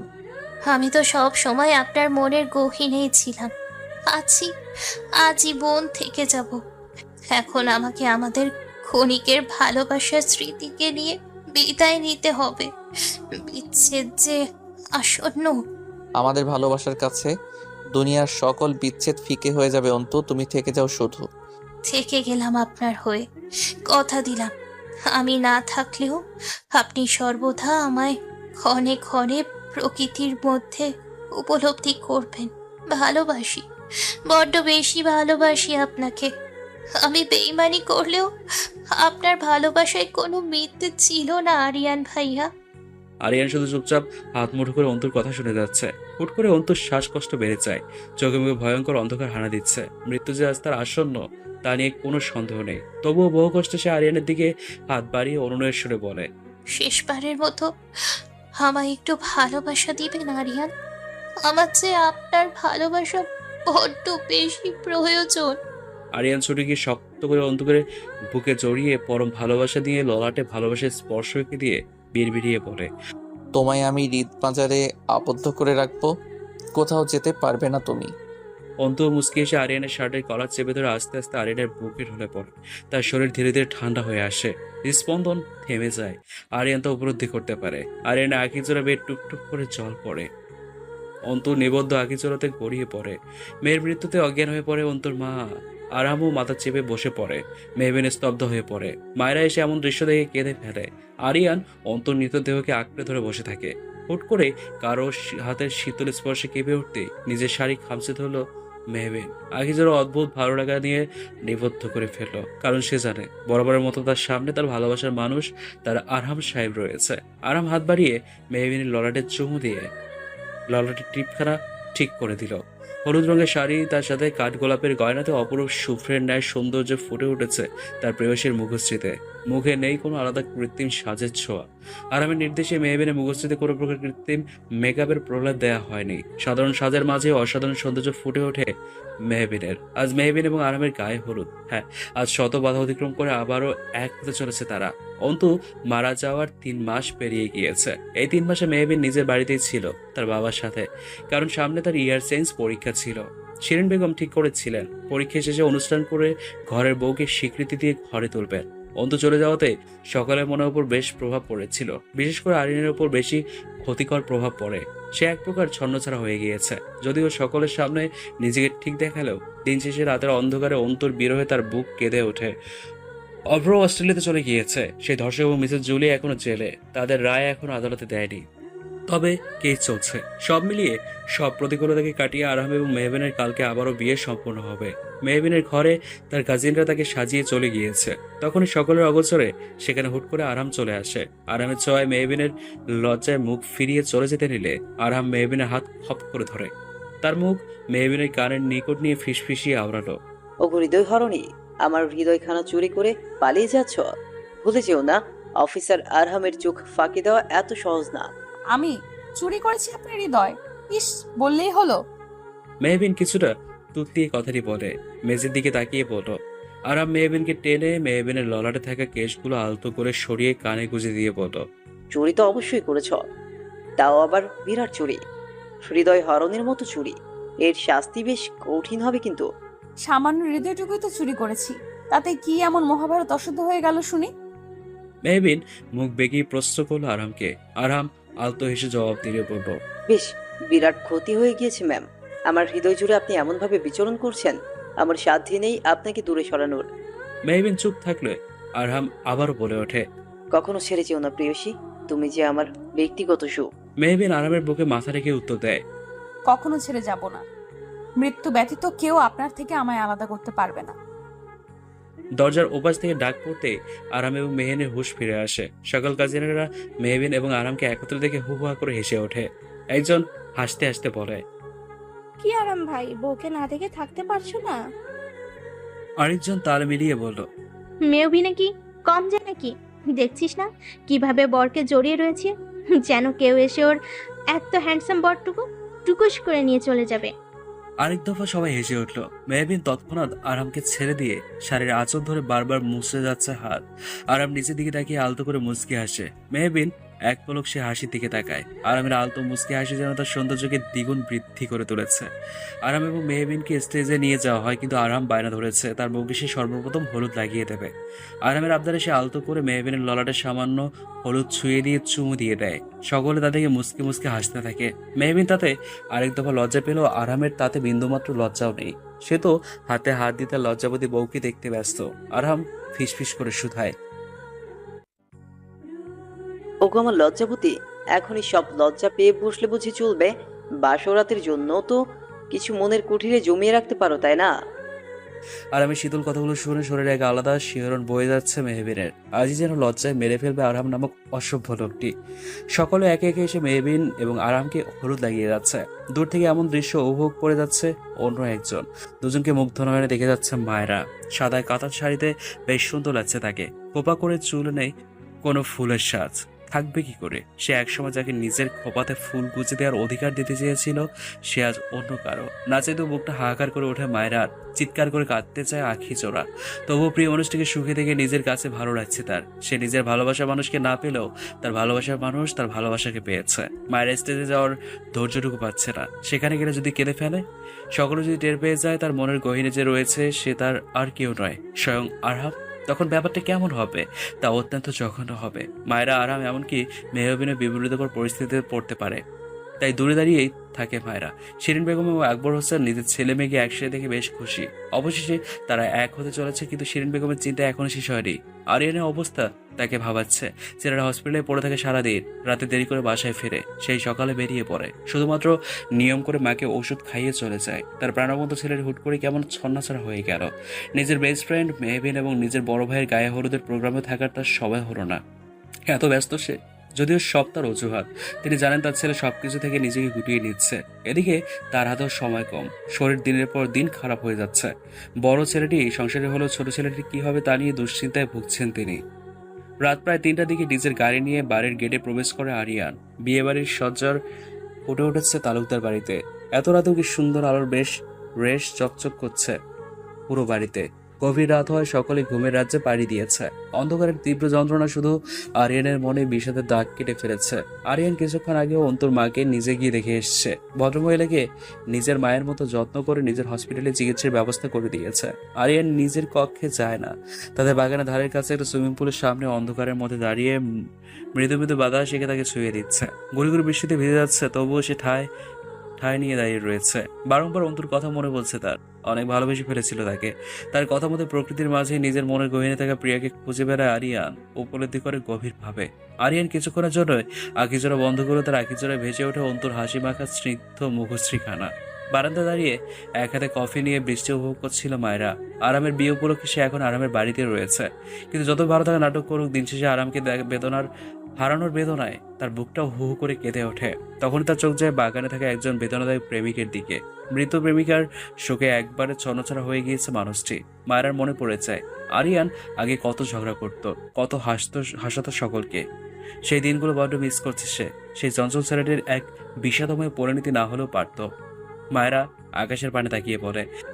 কি অদ্ভুত না, সৃষ্টিকর্তা চাইলেই মিলন ঘটিয়ে দিতে পারত তাদের, অথচ তা ঘটলো না। তার বদলে লিখে রাখলো এক রাশ বিষাক্ত বিচ্ছেদের যন্ত্রণা। সেই কি যন্ত্রণায় পুড়ে ছাই হয়ে যাচ্ছি আমিও? কি চাইছে তবে সৃষ্টিকর্তা? আরিয়ানের জন্য বড্ড খারাপ লাগছে মায়েরার। সে এক পা দুপা করে বাগানের দিকে এগিয়ে এলো, হাতে তার ছাতা। তখনই শুনতে পেল আরিয়ানের মনের গহীনের ক্ষতটির আর্তনাদ। হ্যাঁ, আর ছেলে হয়েও সে কাঁদছে। যেদিন অন্তুর মৃত্যুতে সে কাঁদেনি, সেদিন শক্ত পাথরের ন্যায় অন্তুর লাশ বুকে নিয়ে বসেছিল। তবে আজ সে কাঁদছে। কাঁদতে কাঁদতেই অন্তুকে অনুভব করে বলছে, যাকে হিনা আমি শূন্য, যার বিরহের দহনে আমার হৃদয়খানা ছারখার, অদ্ভুত হলেও সত্যি আমার মনের গহীনে রয়েছে সে এখনো। মায়েরা কি মনে পড়ে যেন আরিয়ানের কাঁধে হাত রাখলো। মায়েরা কাঁধে হাত রাখতে আরিয়ান সঙ্গে সঙ্গে পিছনে করে মায়েরাকে শক্ত করে জড়িয়ে ধরে, যেন সে এই মুহূর্তে জড়িয়ে ধরার একটা মানুষ খুঁজে বেড়াচ্ছিল। মায়েরা এক মুহূর্তের জন্য স্তব্ধ হয়ে গেল। অজান্তেই তার হাত আরিয়ানের পিঠে চলে যায়। আরিয়ান মায়েরাকে জড়িয়ে ধরে কেঁদেই চলেছে এবং বিড়বিড়িয়ে বলছে, কেন আল্লাহ আমার থেকে আমার অন্তুকে কেড়ে নিল? ও তো নিজের ভুলের শাস্তি পেয়েছিল, তাই না? তবে আল্লাহ কেন এত বড় ওকে শাস্তি দিল?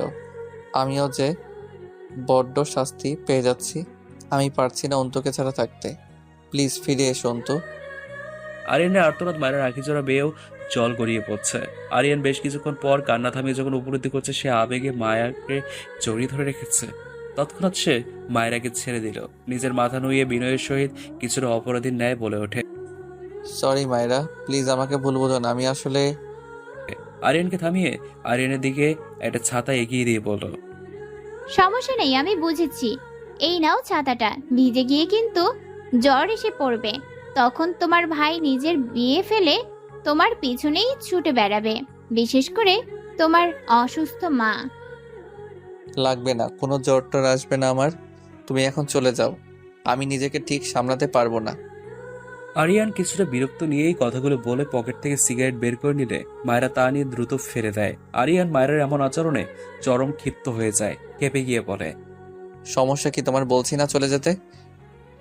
সমস্যা তো অবশ্যই রয়েছে। ডক্টর হয়ে হেলথের জন্য ক্ষতিকর সিগারেট খাবে, তা তো মোটেও ঠিক নয়। অনেক সময়টা পেরিয়ে গিয়েছে, এখন তো নিজেকে সামলাও। তোমার মতো আমিও বলতে গেলে এক সিচুয়েশনে রয়েছি। যদিও তোমার যন্ত্রণা তীব্র, কিন্তু আমার অবস্থা দেখো। তুমি তাও এই ভেবে বেঁচে রয়েছে তোমার প্রিয় মানুষটি বেঁচে নেই বলে। তাকে তুমি হারিয়েছো, কিন্তু আমি, আমার ভালোবাসার মানুষ তো বেঁচে থেকেই আমার হলো না, সে কাল হবে অন্য কারো। ভালোবাসার মানুষ অন্য কারো হয়ে যাওয়া ব্যথা সহ্য করেও কিন্তু আমি দিব্যি নিজেকে ঠিক রেখেছি। তাহলে তুমি কেন পারবে না? আন্টির অবস্থা দেখেছো তুমি? মানুষটা তোমার শোকে কাতর, প্রায় লাস্ট স্টেজে আছেন এখন উনি। ওনার শেষ সময়ে যদি তুমি মানসিক অশান্তিতে ভোগো, সেইটা ওনার জন্য কতটা ক্ষতিকর হবে বুঝতে পারছো তুমি? নিজের জন্য না হলেও নিজের মা, নিজের পরিবারের জন্য নিজেকে এইবার একটু সামলাও দয়া করে। মায়ের কথাগুলো শুনে এক মুহূর্তের জন্য থমকে দাঁড়ায় সে। সত্যি তাকে এইবার নিজেকে সামলাতে হবে। অন্তুকে সে আজীবন মনের গহীনে রেখে দেবে, কিন্তু নিজের পরিবারের জন্য হলেও তাকে এগিয়ে যেতে হবে, সামলাতে হবে নিজেকে। সে হাত বাড়িয়ে মায়ের হাতে থাকা ছাতা নিয়ে নেয়। মায়েরাকে ভিজতে দেখে সে নিজেও মায়ের মাথায় ছাতা ধরে মায়েরা আলতো হাসে। দূর থেকে নিজের বারান্দা দাঁড়িয়ে সমস্ত কিছু গভীরভাবে পর্যবেক্ষণ করেন শিরিন বেগম। অনেক বড় পাথর যেন বুক থেকে সরে গেল তার। অজান্তে মুচকি হাসি দেন তিনি। তার ছন্নছাড়া ছেলেটির জীবনের ছন্দ ফিরিয়ে দিতে অবশেষে মহান আল্লাহ তাআলা কাউকে পাঠিয়ে দিলেন। আর কোনো চিন্তা নেই তার। বৃষ্টির মাঝে আরামের কথা বেশ মনে পড়ছে মেহবিনের। বৃষ্টি আসলেই যেন অজানা এক লজ্জা তাকে ঘিরে ধরে। 2 মাস আগে সেই বৃষ্টি ভেজা রাতের কথা মনে পড়তে সে এক প্রকার লজ্জায় মুখ ঢেকে ফেলে। ভার্সিটি ক্লাস শেষে মেহবিনের বেশ রাত হয়ে গিয়েছিল, কিছু প্রজেক্টের কাজ ছিল তার, তাই সে আরামকে কল করে জানায় সে যেন আজ মেহবিনকে এসে নিয়ে যায়। আরামও নিজের অফিস শেষে বেরিয়ে মেহবিনের ভার্সিটি আসে, কিন্তু সেখানে মেহবিনের বান্ধবীরা আরামকে কালো ছুটে দেখে এক প্রকার ফিদা হয়ে বেশ প্রশংসায় ভাসিয়ে দেয় আরামকে। সেসব কথা আসতেই রাগে ফেটে পড়ে মেহবিন। সে রাগ করে আরামকে ছেড়েই একাই বাড়ির উদ্দেশ্যে রওনা হয়। আরামও মেহবিনের খপ করে হাত ধরে বলল, সমস্যা কি তোমার? এইভাবে চলে যাচ্ছ কেন? আরামের প্রশ্ন মুখ ঘুরিয়ে মেহবিন রাগে ফুসতে ফুসতে বলে। আরহাম মাথায় হাত দিয়ে ফেলে তার প্রেয়সী আজ খুব খেপেছে। আরহাম হতাশা সুরে বলে, তো আমি কি করব? এগুলো নর্মালি নাও। আরহাম হাসান তালুকদারের প্রতি এই ক্রাশ টাইপ ব্যাপার রিলেটেড ছিল। এগুলো কমন ব্যাপার। জানো, আমার ভার্সিটি থাকাকালীন একজন তো আমার জন্য সুইসাইডও করার চেষ্টা করেছিল। যদিও মেয়েটা যথেষ্ট সুন্দরী ছিল, সব ছেলেরা হাবুডুবু খেত তার প্রেমে, কিন্তু তাও তার মতো সুন্দরী মেয়েকে আমি তোমার জন্য ইগনোর করেছি। ওই যে ছোটবেলায় সে এক প্রেমে পড়েছি, সেই প্রেমের মায়া থেকে আর সরতেই পারলাম না। সেদিক থেকে এই মেয়ের কাছে তোমার এইসব সেদিক থেকে সে মেয়ের কাছে তোমার এইসব ভার্সিটির ফ্রেন্ডরা কিছুই না, বুঝলে? আরামের মুখে অন্য কারো সৌন্দর্যের কথা শুনে আরো আরেক দফা রেগে যায় মেহবিন। চিৎকার করে বলে ওঠে, তো সেই মেয়েকেই বিয়ে করতেন? এত যখন বিশ্ব সুন্দরী ছিল সে, আমাকে কেন বিয়ে করেছেন? আমিও চলে যাব, অনেক দূরে চলে যাব, কোথাও খুঁজে পাবেন না আমাকে, তখন বুঝবেন মজা। মেহবিনের কথা শুনে বুকে মোচড় দিয়ে ওঠে আরামের। তার মস্তিষ্কে হুট করে একরাশ ক্ষোভ চেপে বসে। সে খপ করে মেহবিনের হাত ধরে চেঁচিয়ে পড়ে, কি? কখন ঘরে চলে যাব? চলে যাব বলছো? হ্যাঁ, এখন তুমি চাইলেও আমার থেকে কোথাও যেতে পারবে না। দুনিয়ার কারো সাধ্য নেই আমার মনের গহীনে থাকা আমার প্রেয়সীকে আমার থেকে দূরে সরানোর। মাইন্ডে কথাটি বলেই আরাম মেহবিনকে জোর করে নিজের গাড়িতে বসিয়ে দেয়। মেহবিন যথেষ্ট ছটফট করে চলেছে গাড়ি থেকে নেমে যাওয়ার। মেহবিন কিছুটা ন্যাকা কান্না দিয়ে বলল, এমন করলে আমিও কিন্তু অন্তর মতো একদিন চলে যা। কথাটি বলতে গিয়ে মেহবিন থেমে যায়। আরামের আখিজোড়া যথেষ্ট লাল হয়ে গিয়েছে, রাগের রক্ত তার কপালে স্পষ্ট ফুটে উঠেছে। মেহবিন ভয়ে কেঁপে ওঠে। সে বেশি ব্যবহার করে ফেলেছে বিষয়টিতে। আরাম যথেষ্ট স্পিড নিয়ে গাড়ি চালায়। মেহবিন ভয়ে চুপচাপ থাকে। ফুল স্পিডে গাড়ি চালিয়ে 5 মিনিটে নিজের বাড়ির সামনে ব্রেক কষে সে। মেহবিন কিছুটা ঝুঁকে যায়। মেহবিন কিছুটা অবাক হয়ে যায়। আরাম কেন তাকে তালুকদার বাড়িতে নিয়ে এসেছে? এমনিতে সে শান্ত মেজাজের মানুষ হলেও একবার রেগে গেলে তাকে সামলানো মুশকিল হয়ে ওঠে। আরাম বেরিয়ে মেহবিনের হাত ধরে টানতে টানতে বাড়িতে নিয়ে আসে। বাড়ি আজ সম্পূর্ণ ফাঁকা। শিরিন বেগমকে নিয়ে আরিয়ান 2 দিনের জন্য মালয়েশিয়া গিয়েছে চিকিৎসার জন্য। অন্যান্য কাজের স্টাফরাও আরামকে দেখে নিজেদের ঘরে চলে যায় ভয়ে। আরাম মেহবিনকে টেনে নিয়ে আসে, অতঃপর দরজা বন্ধ করে ফেলে। নিজের গায়ে ব্লেজারটা ফেলে দিয়ে মেহবিনের দিকে এগিয়ে যেতে যেতে বলে ওঠে, খুব শখ না আমাকে ছেড়ে দূরে চলে যাওয়ার? আজ তুমি মাত্রাধিক কথা বলেছ, তার শাস্তি তো তোমাকে পেতেই হবে। মেহবিন কাঁপতে কাঁপতে বলে। আমি তারপর আর কিছু বলতে পারেনি মেহবিন। আরাম তার অধৈর্যরা নিজের অধরে দখ করে নিয়ে নেয়। ভালোবাসার সাথে বেশ কয়েকটা কামড় দিয়েও দেয়। মেহবিন ব্যথায় আরামের পিঠ খামচে ধরে। বেশ কিছুক্ষণ পরে মেহবিনের অধৈর্যরা ছেড়ে উঠে দাঁড়ায় আরহাম। মেহবিন আয়নায় নিজের ক্ষতখানা দেখে ফুপিয়ে কেঁদে ওঠে। আরাম তা দেখে আলতো হেসে বলে, এখন থেকে বুঝে শুনে কথা বলবে, আর যতবার আমাকে ছেড়ে যাওয়ার কথা ভাববে ততবার এই ক্ষত দেখে নিও। তখনই বাইরে প্রচন্ড ঝড় বৃষ্টি শুরু হয়ে যায়। বাস পড়তে থাকে বেশ জোরে। মেহবিন দ্রুত গিয়ে আরামকে খপ করে জড়িয়ে ধরে কাঁপতে থাকে ভয়ে। দুজনের হৃদয়ে একই সাথে কম্পিত হতে থাকে। আরাম হাত দিয়ে খুব যত্ন করে মেহবিনের কাঁপা কাঁপা চিকন অধৈর্যতাতে আলতো করে স্পর্শ করে কেঁপে ওঠা সারা অঙ্গ মেহবিনের। বাইরের ঝড়ের সাথে সাথে দুজনের মনেও সমান্তরাল ঝড় বইতে থাকে। আরাম যেন নিজেকে নিয়ন্ত্রণ করতে পারছে না। সে মেহবিনের কানে ফিসফিস করে অনুরোধের সুরে বলল, প্রিয়সী, আজকে আমরা আমাদের সম্পর্ককে পূর্ণতা দিতে পারি? তোমায় সম্পূর্ণ নিজের করে নেওয়ার অধিকারটুকু দিবে আমায়? আজ বড্ড ইচ্ছে করছে তোমায় নিয়ে ভালোবাসার এক সুখের সাগরে ডুব দিতে। সঙ্গী হবে আমার। মেহবিনের কি সাধ্য আছে এমন অনুরোধকে নাকচ করার? সে তৎক্ষণাৎ আরামের বুকে ঝাঁপিয়ে পড়ে। নিজের প্রেয়সীর ইতিবাচক উত্তরে মুচকি এসে পাঁজাগুলো তুলে বিছানায় পরম যত্নে তাকে শুয়ে দেয়। মেহবিন বিছানা চাদর খামচে ধরে। আরাম আস্তে করে নিজের শার্ট খুলে মেহবিনের কপালে চমকে শক্ত করে তার হাত জোড়া আঁকড়ে ধরে পাড়ি দেয় এক সুখের ভালোবাসার সমুদ্রে। সেই রাতের কথা মনে পড়তে মেহবিন লজ্জায় আয়নার সামনে দাঁড়িয়ে থাকে। লজ্জায় তার ফর্সা মুখশ্রী টকটকে লাল হয়ে ওঠে। 2 মাস আগে সেই রাতে তাদের ভালোবাসা পূর্ণতা লাভ করে। মেহবিনের ভাবনার মাঝে তার প্রেমিক পুরুষ তাকে ফোন দিয়ে দেয়। মেহবিন তৎক্ষণাৎ ফোন রিসিভ করে ফেলে। ওপাশ থেকে সুমধুর পুরুষ কণ্ঠে আরহাম শুধায়, কি করছো প্রিয়সী? মেহবিন উত্তর দেয় না, লজ্জায় মাথা নুয়ে থাকে। মেহবিন লজ্জা মাখে কণ্ঠে উত্তর দেয়, তেমন কিছু করছি না। হঠাৎ করে লজ্জার কারণ কি? ও এক সেকেন্ড, তুমি বৃষ্টি দেখে আবার সেই রাতের কথা ভেবে লজ্জা পাচ্ছ না তো? সঙ্গে সঙ্গে মেহবিন ভাবে লোকটা বুঝলো কি করে। মেহবিনের ভাবনার মাঝেই আরাম ফের হেসে পড়ে। কালকে রাতের লজ্জাটুকু একটু রেখে দিও প্রেয়সী। মেহবিন আরামের কথা শুনে খেপে গিয়ে পড়ে। অসহ্য লোক একটা। আরাম সঙ্গে সঙ্গে হেসে ওঠে। আজ আরহাম এবং মেহবিনের বিয়ে। মেহবিন বধূবেশে সেন্টারের একটি বিশাল রুমে বসেছিল। তখনই শুনতে পায় আরহাম চলে এসছে। লজ্জায় আরেক দফা মুখ ঢেকে ফেলে। মেহবিনের বাবা আজ মহা ধুমধাম করে বড় সেন্টারে বিয়ের আয়োজন করেছেন। আরহামও বিশাল বোল গাড়ি নিয়ে, প্রায় 20টির মতো গাড়ি নিয়ে সেন্টারে প্রবেশ করে। তার পরনে গোল্ডেন শেডের ব্ল্যাকের মধ্যে শেরওয়ানি পড়েছে, চোখে কালো সানগ্লাস, বেশ সুদর্শন লাগছে তাকে। আরামের সঙ্গে আরিয়ান এবং মায়রাও রয়েছে। আরিয়ান নিজেকে সামলিয়ে নিয়েছে একটু একটু করে। আরাম গিয়ে মেহবিনের সেই রুমে গিয়ে মেহবিনকে বাজে করে হুট করে তুলে ফেলে। মেহবিন চেঁচিয়ে বলে, ইস, কি করছেন আপনি? সবাই দেখলে কি ভাববে? কেউ কিচ্ছু ভাববে না। আমার লাল টুকটুকে বউকে আমি নিজে বিয়ের আসরে নিয়ে যাব। মনে রেখো প্রেয়সী, আজ আজীবনের জন্যই তোমায় আপন করে নিব। নিজের হাতে তোমার মনের গহীনে নিজের নাম রেজিস্ট্রি করব। আরাম মেহবিনকে কোলে তুলে নিয়ে বিয়ের আসরে নিয়ে যায়। দুজনের মধ্যে পর্দা টেনে দেওয়া হয়। কাজী সাহেব আরামকে কবুল বলতে বললে সে তৎক্ষণাৎ কবুল বলে ফেলে। মেহবিনকে কবুল বলতে বললে মেহবিন পর্দার আড়াল থেকে আরামের হাসি মাখা মুখশ্রী দেখে মুচকি হেসে কবুল বলে ফেলে। কবুল বলার সময় তার আঁখি জোড়া জলে পরিপূর্ণ ছিল। তা যে এক চরম সুখের কান্না। অবশেষে শত বাধা পেরিয়ে তারা এক হয়েছে। মেহবিনের পছন্দের কাঠগোলাপে আরহাম এবং মেহবিনের ঘরটি সাজানো হয়েছে। তার পাশে ছোট্ট পুলে লাল ফুলে সজ্জিত করে রাখা হয়েছে। মেহবিন অপেক্ষা করছে কখন আরহাম আসবে। আজ বাসর রাতে সে আরহামকে এক বিশেষ সারপ্রাইজ দেবে, কিন্তু আরহাম এখনো আসেনি। সেই বাড়িতে আসার পরেই দরজায় প্রবেশের আগ মুহূর্তে আরহামের একটি কল চলে আসায় আরহাম বেরিয়ে যায়। আরহাম মেহবিনকে কথা দিয়েছিল সে সময় মতো চলে আসবে, কিন্তু বেশ অনেকক্ষণ হয়ে গিয়েছে, তাও আরহামের কোনো খবর পাওয়া যাচ্ছে না। মেহবিনের চিন্তা হচ্ছে প্রচন্ড। সে ফোন হাতে নিয়ে আরহামের নম্বর ডায়াল করে, কিন্তু ফোন বন্ধ। এবার সে প্রচন্ড টেনশনে পড়ে যায়। রাত পেরিয়ে যাচ্ছে, এদিকে প্রায় 3:30 বাজে। মেহবিন কল করে যাচ্ছে, কিন্তু আরহামকে কিছুতেই সে ফোনে পাচ্ছে না। আর এক মুহূর্ত অপেক্ষা না করে আরিয়ানের দরজা নক করে।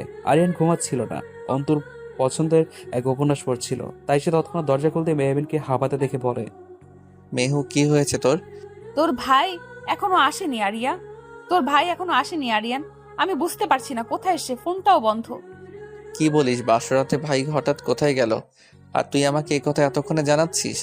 আমি ভাবলাম তোরা সবাই ক্লান্ত, তার মধ্যে ফুপি অসুস্থ, জানলে যদি আরো অসুস্থ হয়ে যায়। মেহবিনের কথা শুনে আরিয়ান বলে, আচ্ছা, আমি দেখছি। আরিয়ানের কথা মাঝেই তার ফোনটা বেজে ওঠে। সেখানে মায়েরা জানায় আরামের ছোটখাটো একটা অ্যাক্সিডেন্ট হয়েছে। আরামের অ্যাক্সিডেন্টের খবর শুনে এক মুহূর্তের জন্য পাথরের ন্যায় দাঁড়িয়ে থাকে। সে এক মুহূর্ত অপেক্ষা না করে বধূবেশে হসপিটালের দিকে ছুটে যায়। আরিয়ান মেহবিনকে থামাতে গিয়ে নিজেও মেহবিনের পিছনে পিছনে ছুটে যায়। মেহবিন দৌড়তে দৌড়তে হসপিটালের করিডোরে এসে পৌঁছায়। মেহবিনের পিছনে আরিয়ানও আসে। সেখানে মায়েরা দাঁড়িয়েছিল। মেহবিন মায়ের কাছে গিয়ে কাঁদতে কাঁদতে বলে, মায়েরা আপু, উনি কোথায়? ওনার কি হয়েছে? উনি ঠিক আছেন তো? মায়েরা কিছু বলা পূর্বে আরাম খুঁড়িয়ে খুঁড়িয়ে ক্যাবিনের করিডোরে এসে বলে, আমি এখানে, চিন্তা করো না। ঠিক আছে প্রেয়সী। আরামকে দেখে বুকে মোচো দিয়ে ওঠে মেহবিনের। শার্টের কলার কেমন অগোছালো, শার্টের এক সাইড ছেঁড়া, কপালে হাতে ব্যান্ডেজ। মেহবিন জাপ আরামকে জড়িয়ে ধরে কাঁদতে থাকে সে। আপনার এমন অবস্থা হলো কি করে? কোথায় চলে গিয়েছিলেন আপনি আমাকে ছেড়ে?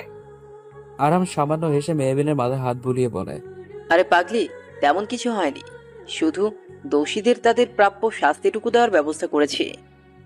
মেহবিন আরামের বুক থেকে উঠে অবাক হয়ে পড়ে। মানে? মেহবিন আরামের বুক থেকে উঠে অবাক হয়ে বলল। আরাম সম্পূর্ণ ঘটনা বলতে থাকে। অন্তুকে যেসব ধর্ষকেরা মেরেছিল তারা কোনোভাবে পালিয়ে গিয়েছিল, তাই তাদের তৎক্ষণাৎ ধরতে আরাম তার ফোর্স নিয়ে তাদের পেছনে ধাওয়া করে। কিন্তু সেখানে এক পর্যায়ে তাদের সাথে বেশ মারপিট হয়। আরাম মার খেয়েই অনেকে হসপিটালে ভর্তি। মারামারির সময় আরামের কিছুটা আঘাত পাওয়ায় মায়েরা তাকে হসপিটালে নিয়ে আসে। আরাম ঘটনাটি বলে মেহবিনের গালে হাত রেখে, আর কোনো চিন্তা নেই প্রেয়সী, ওই ধর্ষকদের বিরুদ্ধে সমস্ত ডকুমেন্ট জমা দেওয়া হয়ে গেছে। কালকেই রায় বেরিয়ে যাবে। মিসেস জুলির এবং ওই র্যাপিসদের ফাঁসি এবার কেউ আটকাতে পারবে না। আমাদের অন্তর খুনিদের বিচার সঠিকভাবে হবে। সবকিছু শুনে আরিয়ান স্বস্তির নিঃশ্বাস ফেলে। তার অন্তর্খুনিদের শাস্তি হয়েছে হবে অবশেষে। মেহবিনের মুখে হাসি পড়ে ওঠে। তার মধ্যে হুট করে মায়েরা বলে ওঠে, তার মধ্যে আরেকটা ব্যাড নিউজও আছে। আরহামের কাজে খুশি হয়ে উপর মহল থেকে আরহামকে এমন একটা মিশনে পাঠানো হচ্ছে, সেখানে গেলে বেঁচে ফিরে আসার চান্স 1%। এত ডেঞ্জারাস প্লেস। মেহবিন কথাটি শুনে আরামের হাত ধরে ছলছল নয়নে বলে ওঠে। এসব কি বলছে মায়েরা আপু? আরাম গম্ভীর কণ্ঠে জবাব দেয়। নিজের ডিউটি তো ফুলফিল করতেই হবে প্রেয়সী, নিজের জীবনের কথা ভাবলে চলবে না। কথাটি বলে আরাম মেহবিনের ললাটে চুমু খেয়ে আশ্বাস দিয়ে বলে, তুমি চিন্তা করো না, আমি ঠিক ফিরে আসব। প্লিজ যাবেন না আরহাম সাহেব, এতে প্রচুর রিস্ক। আরাম মেহবিনের হাত ছেড়ে বলে, আমাকে আটকেও না প্রেয়সী, 5 থেকে 6 দিনের মধ্যে আমার ফ্লাইট, ডিউটি আমার করতেই হবে। এখন আপাতত আমরা বাসায় যাই। কথাটা বলে আরাম এক পা বাড়ালে পেছন থেকে মেহবিন আরামের হাত নিজের পেটে রেখে অনুরোধের স্বরে বলল, থেকে যান না আরহাম সাহেব, খুব বেশি কি ক্ষতি হয়ে যাবে আমাদের জন্য থেকে গেলে? এখন তো আমরা একা নই, আমাদের সাথে আর একটি প্রাণও রয়েছে আরহাম সাহেব, যে আমাদের ভালোবাসার প্রতীক হয়ে আসতে চলেছে দুনিয়াতে। তার জন্য হলেও থেকে যান। আরিয়ান এবং মায়েরা মেহবিনের কথা শুনে হা হয়ে যায়। হ্যাঁ, মেহবিন মা হতে চলেছে। সেই খবরটি সে আরামকে তাদের বিয়ের দিন উপহার হিসেবে দিতে চেয়েছিল। মেহবিন আরামের প্রতিক্রিয়া জানতে পারলো না, কিন্তু অনুভব করলো আরাম নীরবে অশ্রু বিসর্জন দিচ্ছে। আরাম কিছুক্ষণ পর মেহবিনের ললাটে চুমু খেয়ে বলল, ইউনো প্রেয়সী, আমি হয়তো পৃথিবীর প্রথম লাকি বাবা যে কিনা নিজের বিয়েতে নিজের সন্তানের দুনিয়াতে আগমনের বার্তা উপহার হিসেবে পেল। সত্যি তোমাকে অনেক অনেক ধন্যবাদ, অনেক অনেক ভালোবাসি তোমায়। তা মেহবিন সহ সকলে আরামের খুশি দেখে হেসে ওঠে। আরাম ফের বলে ওঠে, কেউ আমি অনেক ভালোবাসবো, দেখো সে যে রয়েছে আমাদের মনের গহীনে। মেহবিন মুস্কি হেসে জবাব দিয়ে বলল, আমিও আপনাকে অনেক ভালোবাসি আরহাম সাহেব, আপনার খুশিতেই আমার খুশি। আরিয়ান হুট করে মেহবিন আর আরহামকে প্রশ্ন করে, আচ্ছা, তার নাম কি রাখা হবে? আরাম এবং মেহবিন একসাথে উত্তর দেয়, আরভিন। আরভিন। এইভাবে চলতে লাগলো তাদের দুষ্টু মিষ্টি ভালোবাসার সংসার। হাই বন্ধুরা, গল্পটা কেমন লাগলো অবশ্যই কমেন্ট করে জানাবেন। আর যারা এখনো প্রেমের মায়াজাল ফেসবুক পেজটি ফলো করেননি তারা অবশ্যই ফলো দিয়ে সাথে থাকবেন। ধন্যবাদ সবাইকে।